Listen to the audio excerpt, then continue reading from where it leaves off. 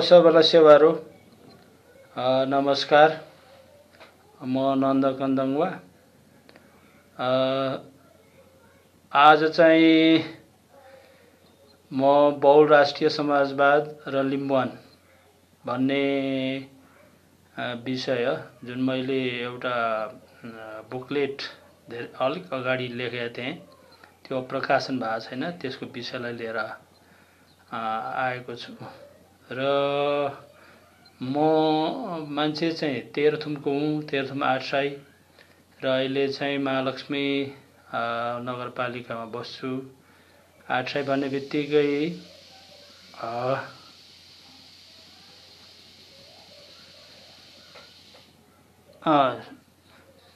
8 साई भन्ने बित्तिकै यहाँहरूले थाहा पाइहाल्नुहुन्छ, धेरै अगाडि पूर्वको एउटा कम्युनिस्टहरूको गढ, अहिले पनि गढै हो। र त्यसबेला चाहिँ म त्यो राजनीतिबाट अलिकति धेरै प्रभावित भए र 27 सालतिर त म उनै भइसकेको थिएँ, किनभने स्वतन्त्र विद्यार्थी युनियनको सचिव भइसकेको थिएँ। र त्यस पछाडि त्यो राजनीतिले मलाई अलिकति प्रभावित गर्यो र त्यसबाट म बिस्तारै काठमाडौँ आएँ। काठमाडौँमा पनि मैले त्यो राजनीतिलाई कन्टिन्यू गरेँ र लगभग मैले 43 सालमा चाहिँ मैले त्यो राजनीति छोडिदिएँ। र त्यसमा छोड्नुको पछाडि धेरै कारणहरू छन् र त्यस पछाडि म चाहिँ यो अहिले हामी भन्छौँ मुद्दामा काम गर्ने मान्छेको रूपमा चाहिँ मैले आफूलाई लिएँ। र यो मुद्दामा काम गर्दाखेरि के छ भनेदेखि एउटा यो राजनीतिमा पनि दुईटा पार्टहरू छन्। एउटा चाहिँ जनराजनीति, अर्को चाहिँ पार्टी राजनीति।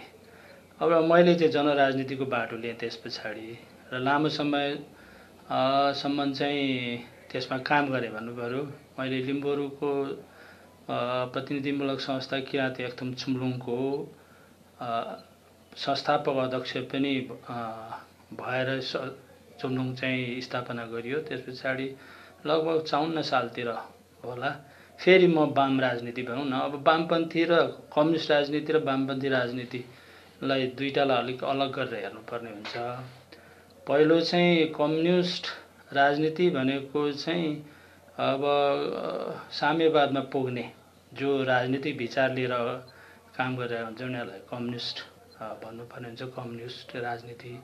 वाम राजनीति भनेको चाहिँ वामपन्थीहरू भनेको चाहिँ एकदमै परिवर्तनका पक्षधरहरू। त्यसो भएको हुनाले मैले आफूले अलिकति वाम राजनीतिमा चाहिँ संलग्न गरेँ भन्दाखेरि अलिकति उपयुक्त हुन्छ।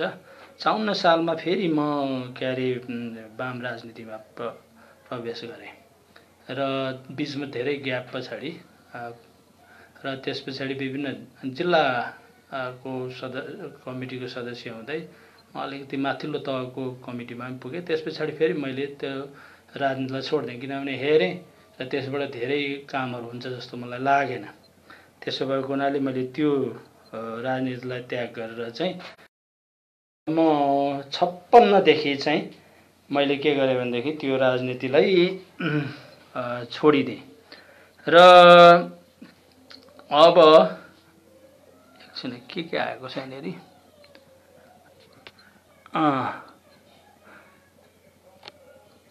अनि अब त्यस पछाडि फेरि पनि मुद्दाको राजनीतिमा सवालहरू मुद्दाहरूको राजनीतिमा, जसलाई म जनराजनीति भन्छु। किनभने जनराजनीति भनेको चाहिँ के हो भनेदेखि मुद्दाको आधारमा पर्सपेक्टिभहरू बनाइन्छ, त्यो पर्सपेक्टिभको आधारमा राजनीति गरिन्छ। त्यसैले त्यो पर्सपेक्टिभको आधारमा राजनीति गर्दाखेरि चाहिँ के हुन्छ भनेदेखि त्यो चाहिँ शासन सत्तामा जाने खालको राजनीति नभएर त्यसले शासन सत्तामा रहेकाहरूलाई चाहिँ बाध्य बनाउने, नीति परिवर्तन गर्नको बाध्य बनाउने, कार्यान्वयन गर्नको लागि बाध्य बनाउने भएको हुनाले र आफै सत्तामा नजाने तर नीति परिवर्तन गर्ने, राज्यको नीति परिवर्तन गर्ने मैले जनराजनीति भन्ने गर्दछु। त्यस्तोमा लागियो र त्यस्तरी लाग्दा चाहिँ के अनुभवहरू भए। त्यस हुनाले मलाई एउटा के अनुभव छ भनेदेखि कम्युनिस्ट विचार र सिद्धान्त भनेको के हो भन्ने कुरा पनि मलाई थाहा छ। त्यस हुनाले त्यसको बारेमा मलाई धेरैले छक्याउन पनि सक्दैनन्, ढाँट्न पनि सक्दैनन्। दोस्रो चाहिँ त्यस पछाडि के भयो भनेदेखि मुद्दाहरू त धेरै उठाइयो त्यस बखतमा, तर एउटा अनुभव के भयो भनेदेखि मुद्दा उठाएर एउटा लेभलमा सचेत बनाएर एउटा लेभलमा पुर्याएपछि चाहिँ त्यो चाहिँ पार्टीहरूले त्यसलाई के छ भने उपयोग गर्ने, अर्थात् पार्टीहरूले त्यसलाई क्याप्चर गरेर लैजाने। भन्नुको मतलब हामीले चाहिँ भूमिमा ढालफाड गर्ने, अनि खेतहरू बिराउने, खेती गर्ने, अनि पाकेको धान बालीहरू चाहिँ स्वाटै गएर उठाएर उठाउने र निखरी खाने खालको कुरा चाहिँ पार्टी राजनीतिवालाहरूले गरे। त्यसो भएको हुनाले त्यसबाट के एउटा अनुभव भयो भनेदेखि यो खालको कुराले मात्रै नहुँदो रहेछ। त्यसैले विचार र सिद्धान्त पनि हामीले जुन मुद्दामा काम गर्छौँ, जुन खालको जनराजनीतिको पाटोमा हाम्रो काम गरिरहेका छौँ, त्यस्तोमा त्यसलाई सैद्धान्तिकरण गर्ने र वैचारिक र सैद्धान्तिक सिद्धान्तको हिसाबले पनि त्यसलाई टुङ्गोमा पुर्याउने खालको एउटा राजनीतिक विचार आवश्यक पर्दो रहेछ भन्ने खालको महसुस भयो। र यो महसुसीकरण चाहिँ कुन बेला भयो भनेदेखि हामी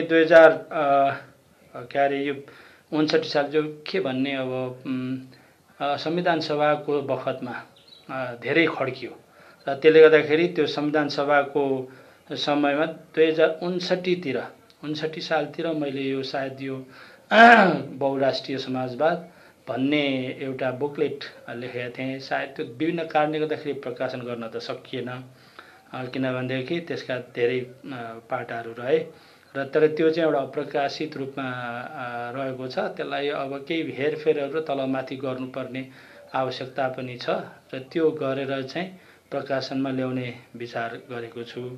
र आज चाहिँ म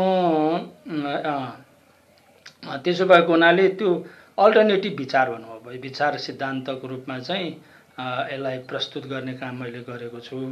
र अब पहिचानको मुद्दालाई डोर्याउने या लाई टुङ्गोमा पुर्याउनको लागि यस्तो खालको विचार तथा सिद्धान्त आवश्यक पर्यो। त्यसैले यो चाहिँ यसरी ल्याइएको हो भन्न चाहन्छु। र अर्को चाहिँ के छ भने पहिचानकै बारेमा पनि मान्छेहरूको खाले खालको बुझाइ छ र अब मान्छेहरूले पहिचानलाई कसरी बुझ्छन् भन्ने एउटा सन्दर्भ छ। तर अब पहिचानको कुरा चाहिँ आफ्नो अनुकूल मात्रै बनाएर बुझ्ने कुरा चाहिँ होइन, राम्रो होइन। यो पहिचान भनेको कुरा चाहिँ के हो भनेदेखि यो मानव समुदाय समुदायको पहिचानको कुरा भनेर बुझ्नुपर्ने हुन्छ, जसलाई हामी राष्ट्र भन्छौँ। धेरै मानिसहरूले के भन्ने गर्छन्, अब जाति र राष्ट्र भनेको एउटै हो भन्ने कोणबाट मैले चाहिँ व्याख्या विश्लेषण गर्ने गर्छु। त्यसो हुनाले समुदायको पहिचानको कुरालाई जसलाई केले परिभाषित गर्छ भने साझा भाषा, साझा संस्कृति, साझा भूगोल र साझा मनोविज्ञानले चाहिँ गर्छ। तिनै मानव समूह चाहिँ राष्ट्र हुन्। त्यो चाहिँ राष्ट्रको पहिचानको कुरा गरिनुपर्छ र राष्ट्रको हामीले उठाइरहेको पहिचानको कुरा पनि राष्ट्रकै पहिचानको कुरा हो। त्यसो हुनाले ती राष्ट्रहरूले चाहिँ एक ठाउँमा आएर एउटा सभ्यताका विकास गरेका हुन्छन्। त्यसो हुनाले त्यही सभ्यताको पहिचानको कुरा चाहिँ हामीले गरेको। तर त्यो त्यस्तो पहिचानको कुरा उठाउँदाखेरि चाहिँ अब पहिचानलाई टुङ्गोमा पुर्याउने विचार र सिद्धान्त पनि आवश्यक हुन्छ भनेर यो जुन विचार ल्याइएको छ, अब यसमा धेरै बहसहरू त हुन सक्छ नै। र त्यसो भएको हुनाले पहिचानको कुरालाई म पहिचान भनेको चाहिँ अब यसरी बुझ्नुपर्छ भन्ने खालको कुरा राख्न चाहन्छु। र अर्को चाहिँ यसमा यो विचारको सन्दर्भमा मैले धेरै ठाउँमा प्रस्तुत गरिसकेको छु, धेरै फोरमहरूमा प्रस्तुत गरिसकेको छु।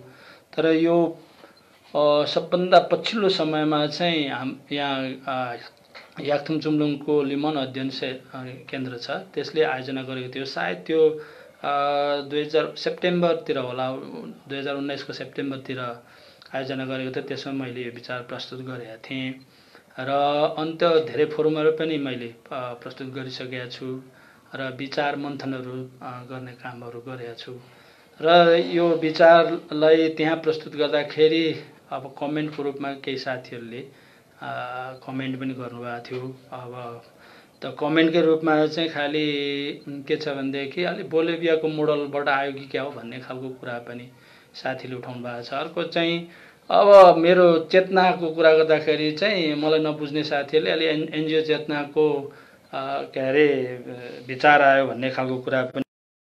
त्यसो भएको हुनाले अब यो सामुदायिक समाजवाद नाम राखे के हुन्छ, किन बहुराष्ट्रिय समाजवाद भन्नु पर्यो भन्ने खालको कुरा पनि आएका थिए। सबैलाई म र विचार मन्थनको कुरा हो र ती विचारहरू आउँछन्, विचार बनाउने क्रममा विचारहरू आउँछन्, विचारलाई मथ्ने कामहरू गरिनुपर्ने हुन्छ र त्यसबाट एउटा टुङ्गो, एउटा खारिएर एउटा विचारहरू चाहिँ आउँछ, राम्रो विचारहरू बन्छ भन्ने मलाई लाग्छ। र अब यो विचार चाहिँ आउने क्रममा चाहिँ मैले दुईटा मान्छेको विचार चाहिँ हेरेको छु। एउटा चाहिँ अब जस्तो अस्ति महेन्द्र लाउतीले यो कन्स्टिट्युसनल मोडल अफ डेमोक्रेसीमा सायद मेरो विचारमा के अरे उहाँले प्रस्तुत गर्नुभयो होला, मैले सुन्ने मौका पाइनँ किनभने प्राविधिक कारणले गर्दाखेरि। र दोस्रो चाहिँ त्यो रिप्ले गरौँ भनेर पछि सुन्न खोजेँ, तर त्यो रिप्ले भएन मेरोमा चाहिँ, मोबाइलमा चाहिँ। त्यसले गर्दा मैले उहाँको बारेमा धेरै, उहाँले के विषयमा प्रकाश पार्नुभयो, प्रस्तुत गर्नुभयो, साथीहरूसँग सेयर गर्नुभयो भन्ने कुरा चाहिँ मैले त्यति धेरै थाहा पाउन सकेका छैन। तर मैले चाहिँ यो ओरेन लिस्फार्ड भन्ने विद्वानको कुरा गर्नुभयो होला उहाँले सायद, होइन? त्यो ओरेन लिस्फार्ड भन्ने के अरे विद्वानले जुन कन्सोसिएसनल मोडल अफ डेमोक्रेसी, यो सहमतीय के अरे लोकतन्त्रको कुरा गर्नुभएको छ, त्यसलाई मैले पनि हेरेको छु। त हेरेर त्यसलाई पनि मैले यस विचारमा लिने काम गरेको छु र त्यसमा खास गरिकन ओरेन लिस्फार्डको 4वटा विषयमा चाहिँ उहाँले बढी जोड गर्नुभएको छ। त्यो 4वटा विषय भनेको के हो भनेदेखि पहिलो चाहिँ उहाँले यसमा जोड गर्नुभएको कुरा, उहाँले प्रकाश पार्नुभएको कुरा के हो भनेदेखि अब समाज त बहुल छ, यस्तो समाज, बहुल समाजको मा कोही बढी हुन्छ, कोही कम हुन्छन्, किनभने सङ्ख्यात्मक हिसाबले र अरू विभिन्न हिसाबले पनि चाहिँ कोही महत्त्वपूर्ण होलान्, कोही चाहिँ सिग्निफिकेन्ट सेक्सनको रूपमा रहन सक्छन्। सुनाल त्यस्तो सिग्निफिकेन्ट सेक्सनको प्रतिनिधिहरूको प्रतिनिधित्व चाहिँ एकदम अनिवार्य हुन्छ भन्ने कुरा गर्नुहुन्छ। र दोस्रो चाहिँ के छ भनेदेखि उहाँले समाजमा विभिन्न समूहहरू हुन्छन्, ती सबै समूहहरूको प्रतिनिधित्वको कुरा गर्नुहुन्छ र ती सबै समूहहरूलाई चाहिँ म्याक्सिमम अटोनोमीको कुरा गर्नुहुन्छ। अटोनोमी, आफ्नो मामिलामा, आफ्नो विषयहरूमा चाहिँ म्याक्सिमम अटोनोमी दिनुपर्छ, त्यस्तो व्यवस्था आवश्यक हुन्छ भन्ने कुरा गर्नुहुन्छ। र तेस्रो कुरा चाहिँ के हो भनेदेखि त्यो यो के अरे राजनीतिक प्रतिनिधित्वको कुरा भयो, सिभिल सर्भिसहरू जस्तो कुराहरूमा भयो, र अनिखेरि फन्ड र बजेटको कुरामा चाहिँ यो स्ट्यान्डर्ड खालको समानुपातिक सिद्धान्तको आधारमा चाहिँ त्यसलाई के अरे बढाइनु पर्ने हुन्छ। त्यो स्ट्यान्डर्ड प्रिन्सिपलको आधारमा त्यो उनीहरू सबैलाई, ताकि सबैलाई त्यसले न्याय गर्न सकोस् भन्ने खालको कुरा छ उहाँको। र चौथो चाहिँ कुरा के छ भनेदेखि यो माइनोरिटीहरूको भिटोको कुरा र कन्करेन्ट मेजोरिटी भन्नुहुन्छ उहाँ, र यो म्युचुअल भिटोको कुरा गर्नुहुन्छ। भन्नुको मतलब आफ्नो विषयमा अर्कोले निर्णय गरिदिने होइन कि आफ्नो विषयमा अर्कोले निर्णय गर्न खोज्यो भने या निर्णय प्रक्रियामा उनले भिटो गर्न पाउने खालको अधिकार, त्यसमा खास गरिकन माइनोरिटीहरूलाई चाहिँ भिटोको कुरा गर्नुहुन्छ। र तर के छ भने यति भिटो हुँदाहुँदै पनि जे अहिले त्यो अवस्थामा जसको मेजोरिटी छ, मेजोरिटीले पनि मेजोरिटीले पनि के अरे कामहरू अगाडि बढाउने के अरे शासनहरू गर्ने भन्ने खालको कुरा छ। त्यसको भन्नु मतलब त्यो विषयमा भिटोदेखि बाहेकको विषयहरूमा मेजोरिटीले चाहिँ के अरे शासन गर्दै जान्छ अर्थात् चाहिँ कामहरू गर्दै जान्छ भन्ने खालको कुरा छ। र यस्तो खालको शासन व्यवस्था चाहिँ कन्सोसिएसनको आधारमा अगाडि बढ्छ, किनभने भिटो हुने बित्तिकै त्यसमा चाहिँ सबैले सहमत भएर अगाडि बढ्नु पर्यो र सहमत भएर अगाडि नबढेसम्म उसले भिटो लगाउने भयो। त्यसो भएको हुनाले यो चाहिँ कन्सोसिएसन मोडल अफ डेमोक्रेसी भनेर उहाँले सहमतीय लोकतन्त्रको कुरा गर्नुभएको छ। त्यसलाई पनि मैले यो मेरो विचारमा चाहिँ समावेश गरेको छु, अर्थात् मैले त्यसलाई पनि हेरेको छु। अब यसमा त्यसका धेरै पक्षहरू छन्, त्यसको पक्षमा हाम्रो डाक्टर लाउतीले धेरै भन्नुभयो होला, त्यतातिर त म जान चाहन्न। अब अर्को चाहिँ मैले के हेरेको छु भनेदेखि माइकल केटिन भन्ने एकजना विद्वान हुनुहुन्छ, उहाँले चाहिँ प्लुरिनेसनल डेमोक्रेसीको विचार ल्याउनु भएको छ। त्यो पनि मैले हेरेर त्यो विचार पनि यसमा एडजस्ट गरेको छु। त्यसो भएको हुनाले त्यो माइकल केटिङको प्लुरिनेसनल डेमोक्रेसी भनेको त्यसको मूल कुरा के हो भनेदेखि, मूल कुरा हुनाले उहाँ त्यो किन आवश्यक भयो भन्ने कुरामा उहाँले के भन्नुहुन्छ भनेदेखि उहाँ चाहिँ यो सोभरेन स्टेट त बने, सार्वभौम सत्ता सम्पन्न राज्यहरू त बने संसारभर नै। तर अब सार्वभौम सत्ता सम्पन्न राज्यले के गर्यो भनेदेखि यसले सबैलाई समान ढङ्गले अगाडि बढाउन चाहेन। भन्नुको मतलब के गर्यो भने त्यसले चाहिँ यो अहिलेको के भने एकल राष्ट्रियताका कुराहरूलाई र अनि त्यस पछाडि भूमण्डलीकरण र राज्यको विधि, वैधानिक राज्य शासन विधिमा रहने जुन मूल्यहरू छ त्यो मूल्यहरूलाई चाहिँ के भनेदेखि एउटालाई चाहिँ बलियो बनाउने, अर्कोलाई चाहिँ थोपर्दै जाने र तिनीहरूलाई चाहिँ समाप्त गर्ने खालको अवस्था देखिएको हुनाले के भनेदेखि संसारभर के भने पोस्ट सोभरिन स्टेटमा चाहिँ के भनेदेखि नेसनलिजमको कुरा आयो। विभिन्न नेसनलहरूले चाहिँ राष्ट्रहरूले चाहिँ नेसनलिजमको कुरा अर्थात् चाहिँ आफ्नो कुराहरू चाहिँ अगाडि ल्याउन थाले। त्यसो हुनाले यो पोस्ट सोभरिन स्टेटको कन्सेप्टले अब अगाडि बढ्न सक्दैन। त्यसो भएको हुनाले जुन सोभरिन स्टेटले जसरी अगाडि अहिले बढाउन खोजिरहेको अरूलाई चाहिँ बाइपास गरेर, अरूलाई चाहिँ गन्दै नगनेर र अरूको कुरालाई चाहिँ आफ्नो कुरा चाहिँ अरूमाथि थोपर्दै अगाडि बढिरहेको छ, त्यसले चाहिँ संसार अगाडि बढ्न सक्दैन, राज्यहरू अगाडि बढ्न सक्दैन। त्यस हुनाले त्यसमा चाहिँ प्लुरिनेसनल डेमोक्रेसी भने बहुराष्ट्रिय लोकतन्त्र हुन जरुरी हुन्छ, नत्र भनेदेखि त्यसले निकास दिँदैन भन्ने खालको उहाँको कुरा छ। त्यस हुनाले त्यो कुरालाई पनि मैले यहाँनिर समावेश गरेको छु। र अब यो बुकलेटकै बारेमा अलिकति थोरै म कुराकानी गर्न चाहन्छु। बुकलेटमा चाहिँ खास गरिकन कतिवटा भनेदेखि 10-12वटा जति 12-13वटा जति विषय, त्यो 13वटा विषय भनेको चाहिँ के छ भनेदेखि पहिलो चाहिँ यो राष्ट्र र राज्यमा के फरक छ, अर्थात् राष्ट्र र राज्य भनेको के हो भन्ने खालको एउटा त्यसमा क्ल्यारिटी ल्याउनुपर्छ भनेर त्यो विषय छ। र दोस्रो चाहिँ राज्य र राज्य सत्ता भनेको के हो त्यसलाई पनि अलिक प्रष्ट बनाउने कोसिस गरिएको छ, त्यो विषय पनि छ। र अनि अर्को चाहिँ क्रान्ति र अनिखेरि लोकतन्त्रको कुरा। अब लोकतन्त्र खाले लोकतन्त्रहरू छन् हाम्रोमा, त्यस हुनाले लोकतन्त्र एकै खालको लोकतन्त्र त छैन। त्यस हुनाले ती लोकतन्त्रहरू कस्ता लोकतन्त्र हुन्, कुन लोकतन्त्रले कसको भलाइ गर्छदेखि लिएर कुन लोकतन्त्र यस्तो सबै खालका मानिसहरू जस्तै किन यो सबै राष्ट्रहरूको लागि उपयुक्त हो भन्ने खालको कुरा पनि गरिएको छ। त्यस्तै बहुराष्ट्र र बहुराष्ट्रवादको कुरा पनि गरिएको छ, त्यो एउटा विषय त्यो पनि छ। त्यसैले नेपालको सन्दर्भमा राष्ट्र, राज्य र राष्ट्रवाद भन्ने विषय छ। अर्को चाहिँ बहुराष्ट्रिय समाजवाद भनेको के हो भन्ने एउटा विषय छ। त्यस्तै बहुराष्ट्रिय समाजवादको आवश्यकता किन पर्यो, विश्व सन्दर्भमा के छ यसको, र अर्को चाहिँ नेपाल सन्दर्भमा यो किन आवश्यक छ भन्ने खालको कुरा पनि त्यसमा समेटिएको छ। र नेपाली समाज र अन्तर्विरोधको कुरा पनि एउटा विषय छ। त्यस्तै नेपाल र नेपाली समाजको मूल समस्या के हो भन्ने बारेमा अलिकति व्याख्या विश्लेषण गर्ने काम भएको छ। र बहुराष्ट्रिय समाजवादको राजनीतिक कार्यक्रम छ, अर्को विषय र त्यस्तै गरेर बहुराष्ट्रिय समाजवादको सामाजिक सांस्कृतिक कार्यक्रम र बहुराष्ट्रिय समाजवादको आर्थिक कार्यक्रम भनेर यति 12वटा विषय चाहिँ समेटेको बुकलेट छ। त्यो बुकलेटको बारेमा नै हो आज मैले चर्चा गर्ने। त्यो मैले लगभग 8-9 वर्ष अगाडि नै लेखेको हो। त्यो लेखेर पनि त्यो प्रकाशनमा नआएको हुनाले सबै साथीहरूलाई त्यसलाई थाहा नहुन सक्छ। जहाँ जहाँ प्रस्तुत गरियो त्यहाँनिर यसको बारेमा थोरै थाहा हुन सक्छ। र अब यो चाहिँ भयो बुकलेटमा समेटेका विषयहरू। अब त्यो बुकलेटको बारेमा चाहिँ म अब चर्चा गर्नुभन्दा डिटेलमा चर्चा गर्न सकिन्न अहिले। त्यो छ लगभग 30-40 पेजको बुकलेट छ।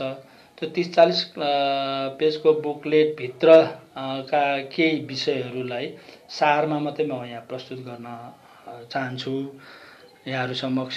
त्यसो भएको हुनाले अब त्यो बुकलेटको भित्र रहेको कुरालाई हेरेर केही विषयहरू चाहिँ म यहाँहरू समक्ष राख्छु। जस्तो अहिले हाम्रो वास्तविकता के छ त, अनि यो बुकलेटले चर्चा गरेको त मुख्य कुरा के भने अहिले हाम्रो वास्तविकता के छ, अहिलेको हाम्रो ग्राउन्ड रियालिटी के हो भन्ने कुरा हो। अब ग्राउन्ड रियालिटी नेपालको सन्दर्भमा भन्ने हो भनेदेखि त हामी सबैलाई थाहा छ दुईटा खालको समस्या छ भन्ने कुरा छ। एउटा जातिको समस्या छ, अर्को वर्गको समस्या छ। जातीय उत्पीडन र वर्गीय उत्पीडन दुवै छ नेपालमा। त्यो त हामी सबैलाई जगजाहेर छ, सबैले भन्दै आएको कुरा हो।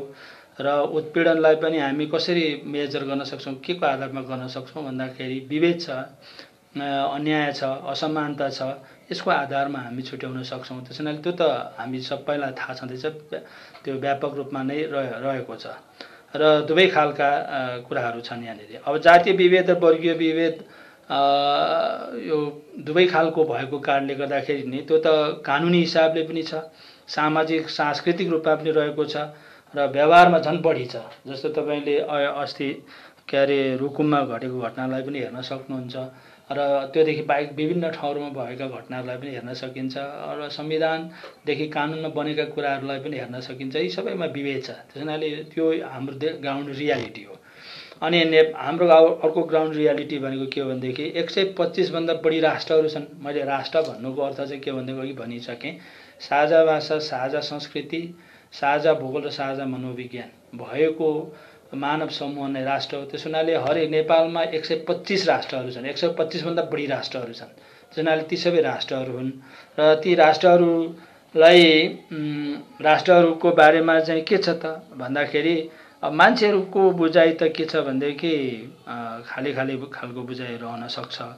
अब कतिले चाहिँ राष्ट्र भनेको देशलाई नै राष्ट्र भन्ने, राज्यलाई नै राष्ट्र भन्ने खालका राजनीतिक विचार बोकेका मानिसहरू पनि छन्। त्यसो हुनाले त्यसमा अब बुझाइ आफ्नो रहन सक्छ, तर त्यो बुझाइ चाहिँ गलत हो भन्ने कुरा हो। राष्ट्र भनेको मानव समूह हो। त्यसमा राष्ट्रलाई खास गरिकन राजनीतिक क्षेत्रमा, खास गरी पश्चिमा राजनीतिक क्षेत्रमा चाहिँ कसरी हेर्ने गरिन्छ भनेदेखि राष्ट्र भनेको चाहिँ सांस्कृतिक इकाइ हो।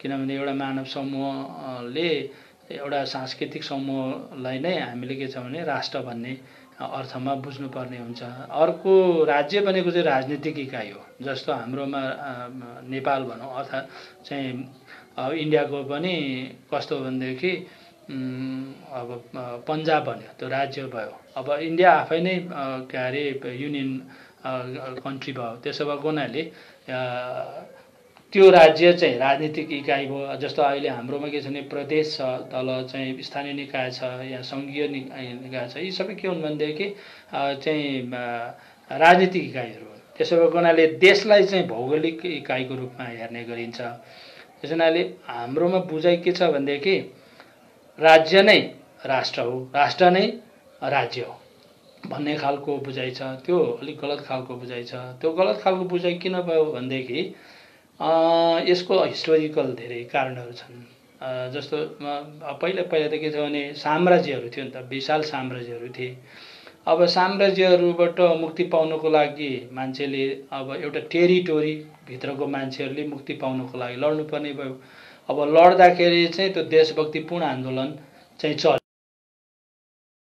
साम्राज्यहरू त विस्थापित गर्यो। तर त्यो देशभक्तिपूर्ण आन्दोलनले साम्राज्यवादीहरूलाई उपनिवेशवादीहरूलाई विस्थापन गरिसकेपछि फेरि त्यहाँभित्र चाहिँ के भयो भनेदेखि त्यहाँ चाहिँ अब यो नयाँ ढङ्गले सोच बनाउने भन्दा उपनिवेशवादी सोचबाट चाहिँ त्यहाँ काम भयो। जस्तो के छ भनेदेखि अब राष्ट्र के हो त त्यो भनेको, राष्ट्र भनेको के हो, जस्तो त्यो कोलोनियल के अरे कन्सेप्ट अफ के अरे नेसनलिजमको कुराहरू आयो त्यसमा। भन्नु हुनाले राष्ट्रलाई त्यसरी बुझ्ने, अब राष्ट्र भन्ने बित्तिकै एउटै जाति भयो र एउटै संस्कृति, एउटै भाषा, एउटै भयो भनेदेखि त्यहाँ अरू छैनन्, त्यो मात्रै चाहिँ छ भन्ने भयो भनेदेखि चाहिँ के भने राज्य नै राष्ट्र हुने भयो, देश नै राष्ट्र हुने अवस्था हुन्छ। तर त्यो अर्थमा सारा देशहरूमा चाहिँ विश्वभरका देशहरूमा त्यस्तो त थिएन। अब नभए पनि के छ भनेदेखि त्यो चाहिँ सारा जनतालाई एउटै डालोमा राख्ने काम भयो र त्यो जनताहरू भनेको चाहिँ राष्ट्र हुन् भन्ने अर्थमा चाहिँ अनि त्यसरी लग्यो। त्यसैले त्यो चाहिँ आफ्नो शासनलाई स्थापित गर्नको लागि र अरूलाई के गर्ने भनेदेखि बिस्तारै आफ्नोमा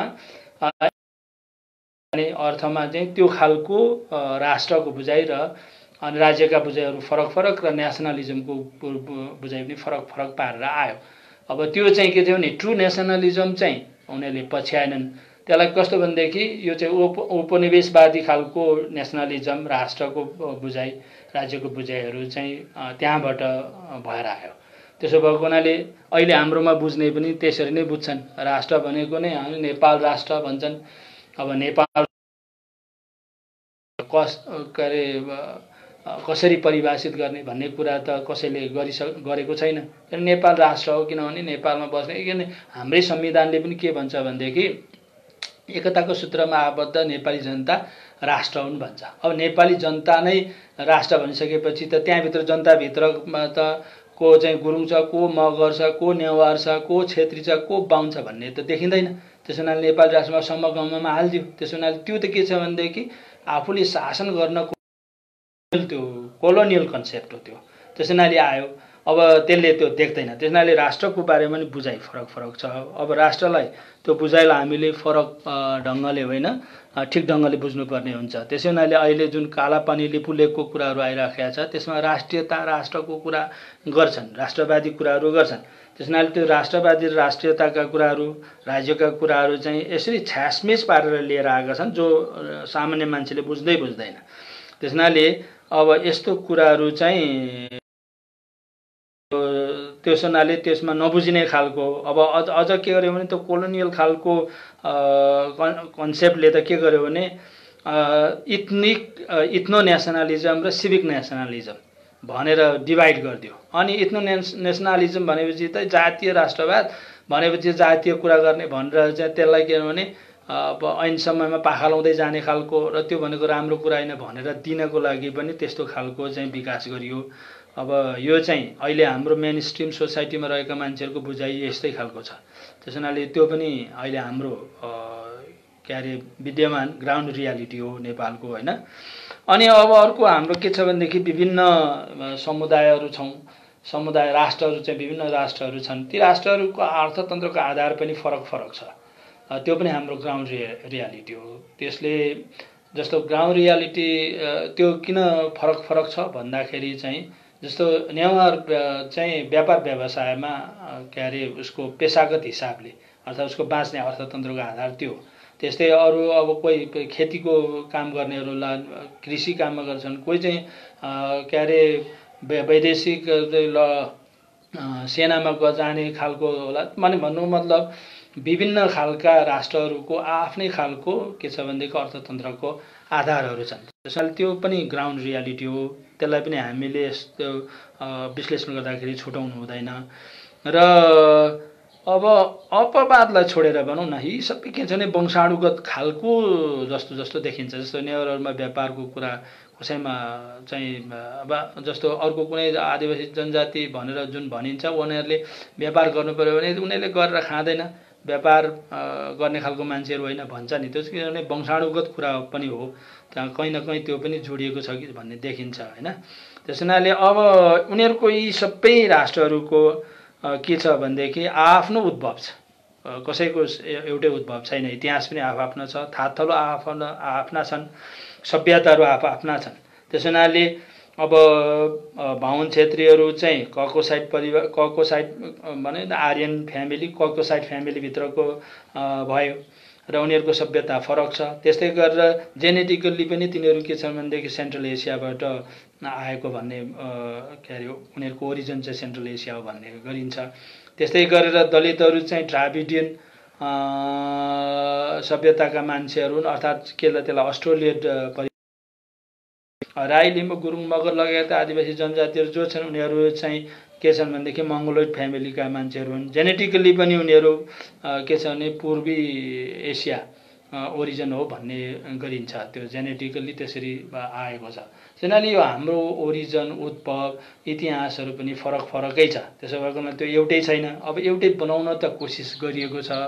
त्यो एउटै बनाउन किनभने के अरे सोभरिन स्टेट अर्थात् नेसन स्टेटले गर्ने, किनभने हाम्रोमा त नेसन स्टेट चाहिँ बनाउने कोसिस गरियो नि त। नेसन भनेको चाहिँ राष्ट्र राज्य बनाउने कोसिस गरियो। राष्ट्र राज्य भनेको एउटै राष्ट्रको राज्य भन्नु मतलब एउटै राष्ट्र भन्नाले एउटै भाषा एउटै संस्कृति एउटै खालको के अरे भूगोल र एउटै विश्वास भएका मानिसहरू सबै ती साझा छन्। त्यस हुनाले यो सबै के अरे हामी एउटै राष्ट्र हौँ, त्यही राष्ट्रको राज्य भन्ने हिसाबले चाहिँ उनीहरूले त्यो तिर गएको कारणले गर्दाखेरि पनि अब यो चाहिँ के छ भनेदेखि उनीहरूले जसका चाहिँ भिन्न खालका कुरा छन् त्यो भिन्न खालको कुरालाई त मेटाउनु पर्ने हुन्छ। त्यस हुनाले सोभरिन स्टेटहरूले चाहिँ त्यो कुरालाई मान्दैन।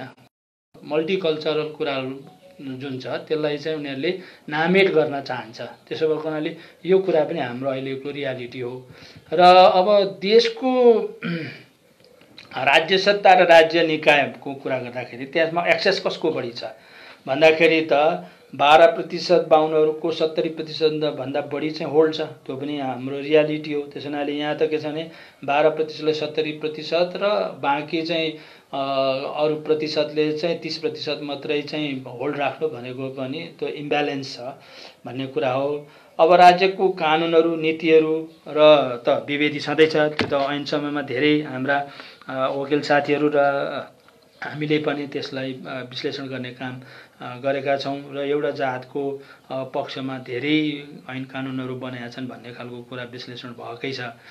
र अर्को एउटा चाहिँ राज्य व्यवस्था जुन छ अहिलेको हाम्रो त्यो चाहिँ अभिजाति वर्गको लागि अनुकूल छ भन्ने खालको कुरा पनि त्यतिकै सत्य हो। अभिजाति वर्ग भनेको चाहिँ अब के हो त भन्दाखेरि हामीले के बुझ्नुपर्छ भनेदेखि त्यो अभिजाति वर्ग भनेको चाहिँ एउटै जात मात्रै होइन, एउटै मात्रै जाति पनि होइन। त्यहाँभित्र चाहिँ अब नेपाल राष्ट्र भनौँ न, नेपाललाई राष्ट्र भन्ने गर्छन्। त्यो राष्ट्रवाद भनेको चाहिँ कस्तो भनेदेखि पर्वतीय क्षेत्री बाहुनहरूको राष्ट्रवादलाई नेपाल राष्ट्रवादमा रूपान्तरण गर्न खोजिएको छ। त्यो कुरा मान्नेहरू जति सबै र त्यसलाई अङ्गीकार गर्नेहरू चाहिँ सबै अभिजातीय वर्गहरू हुन्। त्यो अभिजातीय वर्गभित्र दलित पनि पसेको होला, अब आदिवासी जनजाति पनि पसेको होला, मधेसी पनि पसेको होला, थुप्रै खालका चाहिँ राष्ट्रका मान्छेहरू पनि पसेका होला, अभिजाति वर्ग भएर बसेका हुन सक्छन्। त्यसैले त्यो अभिजातीय वर्गलाई चाहिँ हुने गरिकन उनीहरूको अनुकूल हिसाबले बनाएको हुनाले उनीहरूसँगै टाँसिएर जाँदाखेरि मात्रै भलाइ हुन्छ भन्ने मान्छेहरू त्यतातिर गएको होला। त्यस हुनाले त्यो अभिजातीय वर्गको लागि मात्रै अनुकूल छ भन्ने कुरा गरिएको हो। त्यो पनि एउटा हाम्रो फ्याक्ट हो यहाँको।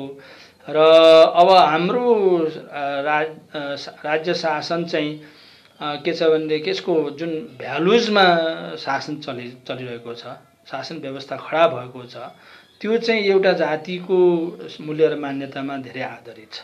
त्यसो भएको हुनाले त अरूको मूल्य मान्यतालाई ग्रहण गरिएको छैन। त्यो पनि एउटा ग्राउन्ड रियालिटी हो। जस्तो हाम्रो देशमा चाहिँ प्रधानमन्त्रीलाई अरूले छाता उडाइदिनु पर्ने हुन्छ, तर चाइनाको प्रधानमन्त्री राष्ट्रपति चाहिँ आउँदाखेरि पानी पर्यो भने पनि छाता आफै उड्छ। जापानको प्रधानमन्त्रीले पनि छाता आफै उड्छ। त्यो त भ्यालुज हो नि त। किनभने यहाँ चाहिँ उडाइदिनु पर्ने होइन, अर्कालाई दल्नु पर्ने, त्यो चाहिँ कस्तो भने हायरार्किकल जुन सोच हो, त्यो चाहिँ के अरे ठुलो सानो अनि भेदभाव हुने खालको वर्गीय खालको सोच, जुन ठुलो सानो तल्लो वर्ग माथिल्लो वर्ग भन्ने खालको सोचको उपज हो नि त्यो भ्यालुजले काम गरिरहेछ। त्यसो भएको हुनाले त्यो पनि ग्राउन्ड रियालिटी नै हो हाम्रो हैन। अब राज्य संरचना पनि त्यस्तै छ। अब तपाईले देखिहाल्नुभयो स्थानीय तहदेखि फेडरल के अरे स्ट्रक्चर पनि के छ भनेदेखि कति लडाई झगडा हुँदाखेरि पनि एकै खालको बन्यो, एउटालाई अनुकूल हुने खालको नै बन्यो। नत्र भनेदेखि त अरूलाई पनि अनुकूल हुने खालको बन्थ्यो, बनाउनु पर्थ्यो होला, बनेन त्यसरी। त्यो पनि ग्राउन्ड रियालिटी हो। अर्थव्यवस्था पनि स्वाभाविक रूपमा के छ भने राज्य सत्ता र शासनमा वर्चस्व हुनेहरूकै लागि अनुकूल रहेको छ, किनभने जसको वर्चस्व हुन्छ त्यसलाई नै अर्थ व्यवस्थामा पहुँच पनि उनीहरूकै हुन्छ, आर्थिक चलखेलमा उनीहरूकै के हुन्छ भनेदेखि वर्चस्व हुन्छ, उनीहरूले नै गर्ने हो सबै कुरा। त्यसो भएको हुनाले त्यो पनि उनीहरूको अनुकूल छ। अब कानुनदेखि नीतिको कुरा, अभ्यासहरू, अब यो सबै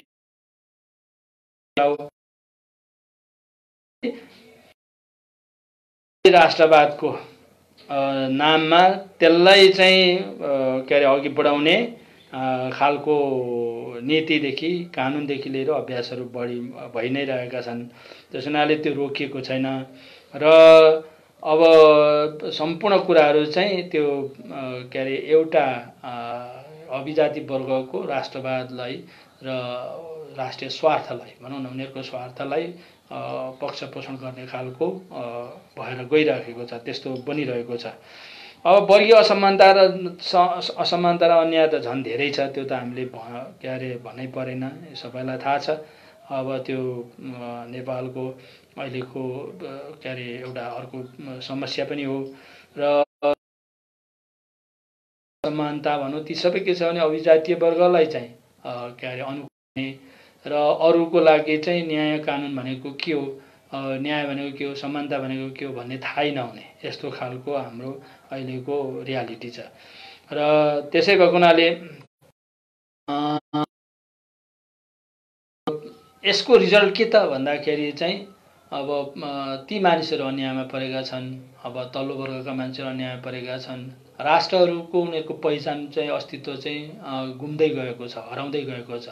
यसको रिजल्ट चाहिँ त्यो त्यसरी के अरे हुँदै गएको छ र त्यसै भएर विभिन्न राष्ट्रहरू चाहिँ सिद्धिने क्रममा छन् र विलय भएर नेपाल राष्ट्र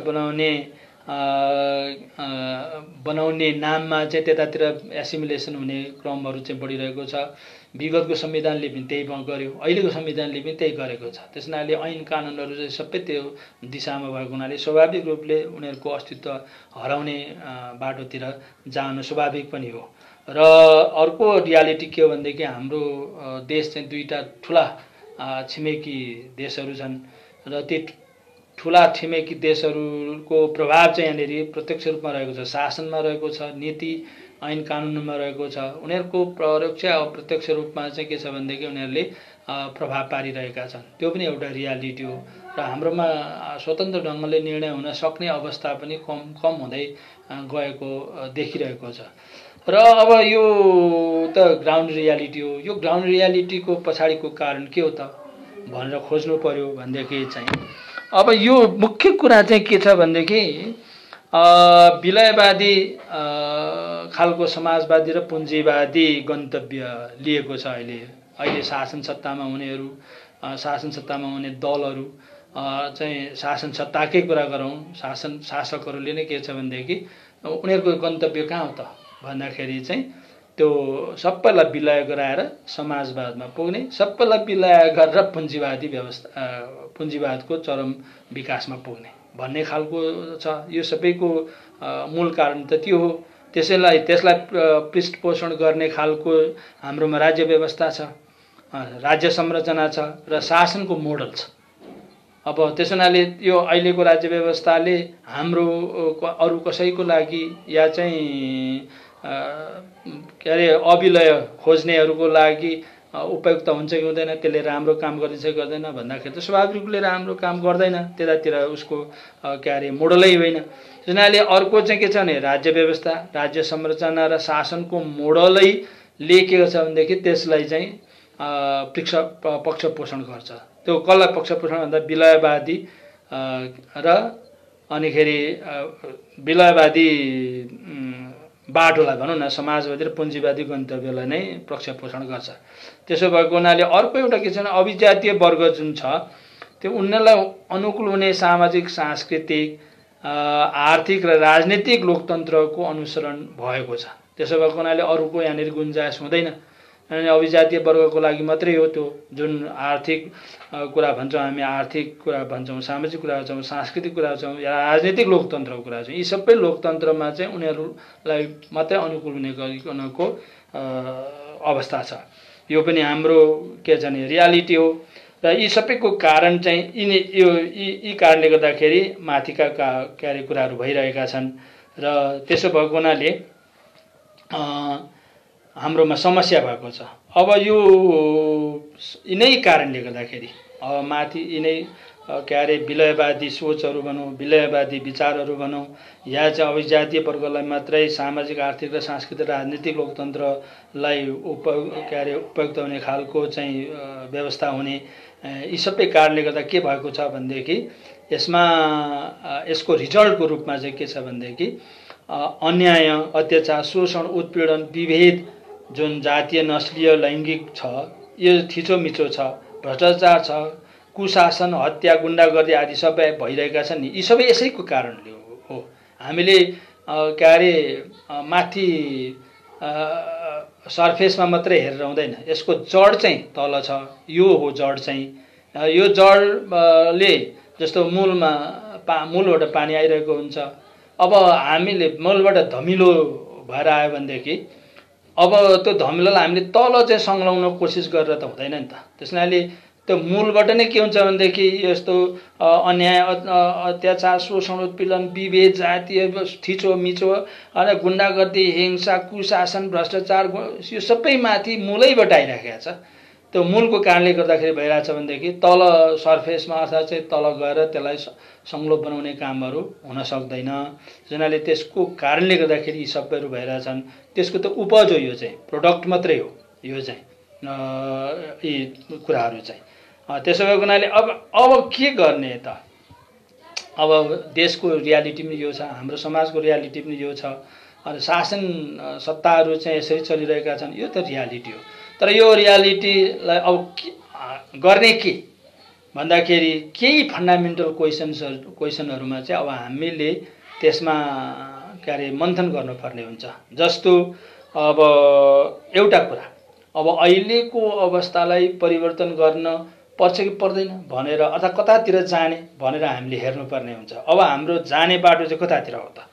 अब हामी एकरूपताको बाटोमा जान्छौँ, एकरूपता चाहन्छौँ, सबै जाति वर्गलाई एकरूपतातिर लैजाने, यो उहाँहरूको पहिचानको कुरा, भाषा, संस्कृति सबै कुराहरू चाहिँ के अरे एकरूपतातिर लगेर चाहिँ के अरे एउटै बनाइदिने तिर जान्छौँ, या चाहिँ विविधता जे छ त्यो विविधतालाई चाहिँ हामीले जस्ताको तस्तै राख्नुपर्ने हुन्छ, त्यसलाई निरन्तरता दिनुपर्ने हुन्छ भन्नेतिर जान्छौँ।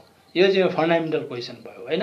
एकरूपतातिर जान्छौँ, एकरूपताको बाटोतिर जान्छौँ, या चाहिँ के अरे विविधतालाई पक्ष पोषण गर्नेतिर जान्छौँ, अर्थात् त्यसलाई बचाउनेतिर जान्छौँ, त्यसलाई निरन्तरता दिनेतिर जान्छौँ। त्यसैले यदि हामी एकरूपताकोतिर जान्छौँ भनेदेखि हाम्रो राज्य व्यवस्था र राजनीतिक व्यवस्था र गन्तव्य पनि त्यसरी नै के अरे भएर जान्छ।